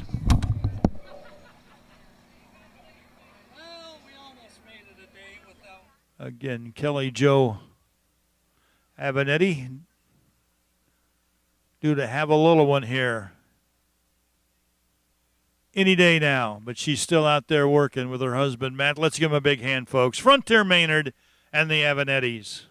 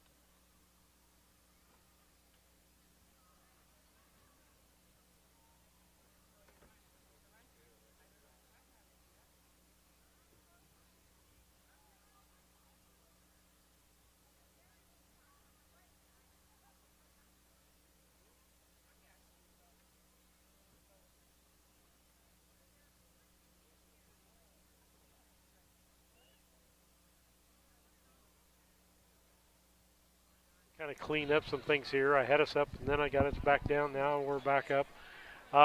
Clean up some things. They can see us next week, Springfield. The following week we'll be in Newton for 2 races. The end of the month will be, let's see, where was the end of the month? Newton, Rushville. 29th and 30th. So quite a bit coming up here with some breaks in between, some nice rest for us. Also, if you want to advertise, if you want to do anything with those things, contact David about that. If you'd like to donate, you can make a donation. You can have a sponsor ad that's just a banner ad like a business card, or you can have a 30-second commercial. We can make that for you. We don't charge for that, and we offer that to you, and you can use it in other places. Absolutely. We don't care. No problem with the winner of the 10th race. The winner was clearly Frontier Maynard, but the judge is looking at some of the other finishers, so we'll have those results here in a couple of minutes. But no problem with the winner. Frontier Maynard is the winner. All right, with that, David, just keep in touch with us. You can shoot us some pictures, some stories. I didn't look to see if we had anybody on the chat take up my name of a name that you would like to name a horse. I haven't seen anything come in lately. Maybe my chat was not sorted by live. It was sorted by top chats. There we go. Now I'm looking at the most recent. But we appreciate everyone tuning in and playing along with our silly little antics with fun horse names and favorite horse songs. Our pick-a-winner is Andrea Simonton Gregg. Who? This was your friend, wasn't it? Well, I didn't even listen. This was the one that sent me the email. Ah. Pick the winner. Let's see if I can find a face and figure out who it is. I didn't honestly listen. Andrea Simonton Gregg. It's going to be sitting in the green or the pink there, yes. You are absolutely correct, David. Well, then I need to go. You need to figure go that out. Say hi to them. I got an email in them, so we'll see what All goes. right. Well, and the friends we make at the track, David got to see another one of her, or Lisa. Pete, good to see. Got to see Pete today. He's down from the Quad Cities. Him and Lisa are BFFs, and I hadn't got a chance to BS with him yet, so it's good to see him come down to the. And it was also fun. I got to see an old nurse friend of mine. Really? Since I've retired, she worked for what we call the Gift of Hope, or for organ donation. Races are out for race 11. We'll have the results of the 10th here. That's awesome. She's a big fair shortly, person but here. we do have the 3 pacers out for race number 11. Mom and folks have got their own motorhome here, and sponsored by Stars Primal Meats and Package Liquor of Carlinville. Don't you love those kind of fair folks, you know? Absolutely. I guess we're just going to advance this and call it good.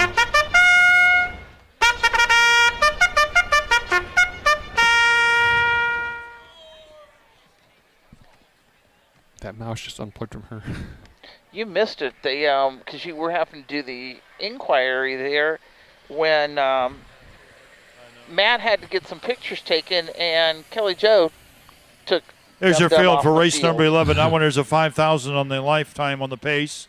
Sponsored by Stars Primal Meats and Packaged Liquor of Carlinville. One is Shark 2, owned by Jacob Radel of Edgewood. Jake Radel's the trainer. Marcavius Cabot will now drive. 2 is Stars With You, owned by Wayne Brown of Mason, Tennessee. Wayne trains, Jordan Patton drives. And number 3, Unbridled Rage, owned by Adam Hawthorne of Winsboro, Louisiana, Ann Schneider of Petersburg, and Benita Simmons of Springfield. Tom Simmons, the trainer, with Wyatt Avenatti. Here's your nightcap. 3 starters. Marcavius Cabot on the 1, Jordan Patton on the 2. We can take a look at this real quick. I went different than everybody else. I went with Unbridled Rage. Point standings. Oh, who's in the lead? David Brink back Finish in the lead. Strong. 572. By about 49 points to me and 50 to Lisa. Okay, well, your presiding judge tonight you two, so, has been Tim Cyril, associate judge and timer. We'll see what happens. Mark Brown. Bob Ballinger has been your timer and associate judge. Tina Walker-Schrock, your charter. Marietta Walker, the clerk of the course.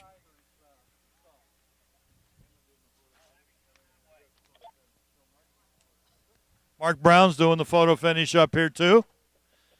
Wearing a lot of hats. Stacy and Aaron DeRoos have been doing your starting. Big shout out to Harness Tube. David Brink over there with Steve and Lisa Surratt bringing you all these races. We'll race at the Illinois State Fairgrounds June 10th and 11th next week.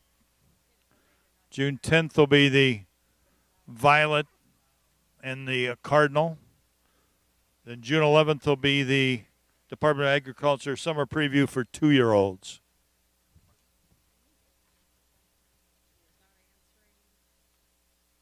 Hey, David Brink, Tina needs your attention, please.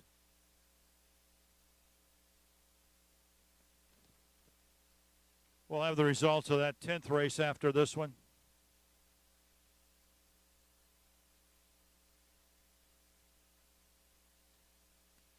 Big shout out to Jody Decker Bennett.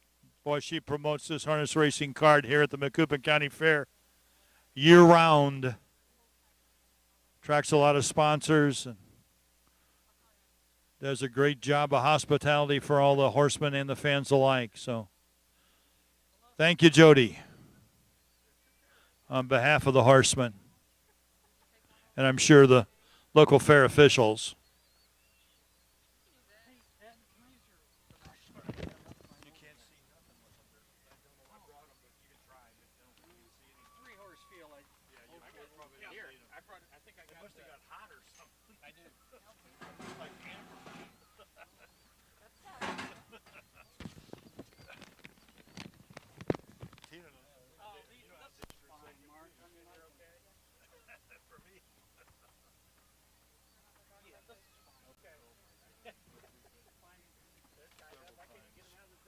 Shark 2, Marcavius Cabot. Stars With You, Jordan Patton, Unbridled Rage, and Wyatt Avenatti. 3 pacers in her nightcap. They're at the head of the stretch. Here they come. That's a good start. They're pacing out of there quite quickly. Stars With You on the inside. On the outside, Unbridled Rage. Then we got Shark 2 going into that first turn. It Stars With You and Jordan Patton. Shark 2 now takes over second. Unbridled Rage settles back there for third. They're moving right along up the backstretch here. Stars With You. Partied Arts Place, 6-year-old gelding from the Wayne Brown barn. Leans by 2. Shark 2, Marcavius Cabot back there second. Then we got Wyatt Avenatti and Unbridled Rage. 32 and a fifth, 32-1 off the quarter. They move over to the 3/8. Stars With You right there on top by a length. Shark 2 and Unbridled Rage. All 3 in contention here as they race towards a half-mile marker. Still Stars With You by a length. Shark 2 there second, and Unbridled Rage off the half. Over to the draw gate. The 5/8 is coming up. 104 to the half, 104 to the half. They move past the 5/8. Stars With You, looking for his first win in 19 starts. This is race 19 for Stars With You, and he looks like he might pick up that first win. He now leads by 5 with a quarter of a mile to go. Unbridled Range, the 3-year-old, is out there second. Then we got Shark 2 on the inside. 3/4, 136 and 3. Stars With You, trying to pick up win number 1. He's a 6-year-old gelding. Leads by about 8 now. Jordan Patton's going to bring him home for Wayne Brown, and he's going to win for the first time, and he's 19th lifetime start. Let's give him a big hand, folks. Stars With You and Jordan Patton. Unbridled Rage gets up for second, followed by Shark 2 home third. 2:07, 1/5 of a second. 2:07, 1/5.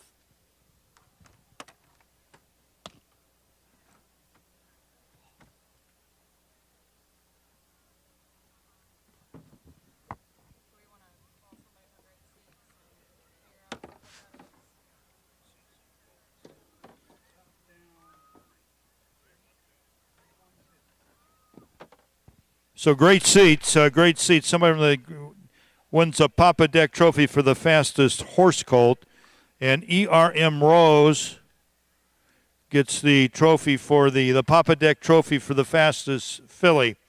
So if there's somebody here from the ERM Rose stable, you'll be getting the Papa Deck trophy for the fastest mile by a female. And somebody from the Great Seat stable can get the fastest mile by a Colder gelding. Thank you to the Deckers for their generosity.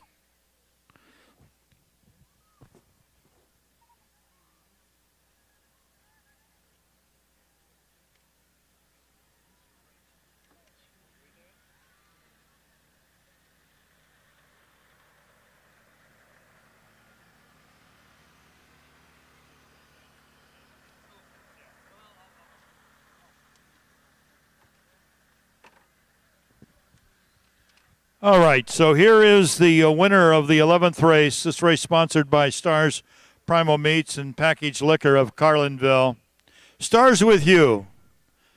6-year-old gelding son of Partied Arts Place from Al Star by Badlands Hanover. Owned and trained by Mason, Tennessee's Wayne Brown, one of the nicer guys in the business. Wayne's a great guy. He's down there with the Bennetts. And your Fair Royalty. Good to see the Fair Royalty, all our queens down there in the Werner Circle for this trophy presentation. Jordan Patton, capably doing the driving duties here for trainer Wayne Brown. Results of race 11 now official. We'll have 10 after this, but race 11, number 1 Shark 2 finished third. Number 2 Stars With You, the winner. Number 3, Unbridled Rage was second. First quarter was in 32 and 1, half in 104, 3/4 in 136 and 3. The mile was in 2:07, 1/5 of a second. Race 11 checks from the top, 3-1-2. So we still are waiting here for the official results of race number 10. The winner, Frontier Maynard, no problem there. He was the official winner, but the judge is still reviewing the tape over there in front of the grandstand. So we should have those results in a few minutes. We want to thank you on behalf of the Macoupin County Fair for coming out tonight for the harness racing program. A pretty night, a great week of entertainment ahead of you here at the Macoupin County Fair. Have those results in a couple of minutes for that 10th race. Our pick-a-winner is Tate Bame.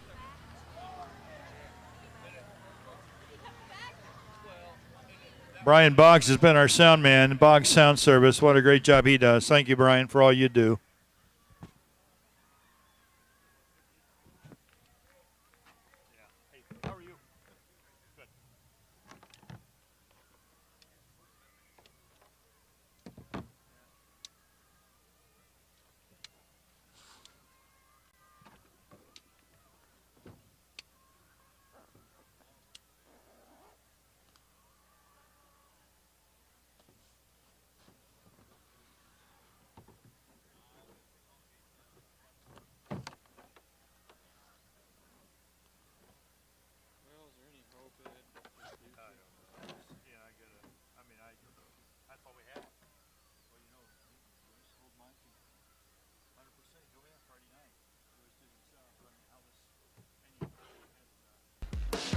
Why pay more for the same groceries? Your favorite brands at prices you'll love. Right here in Mattoon. Family owned and proud to serve our community. Proud supporters of local harness racing and the Coles County Fair. Stop in and save today. B&D Grocery in Mattoon.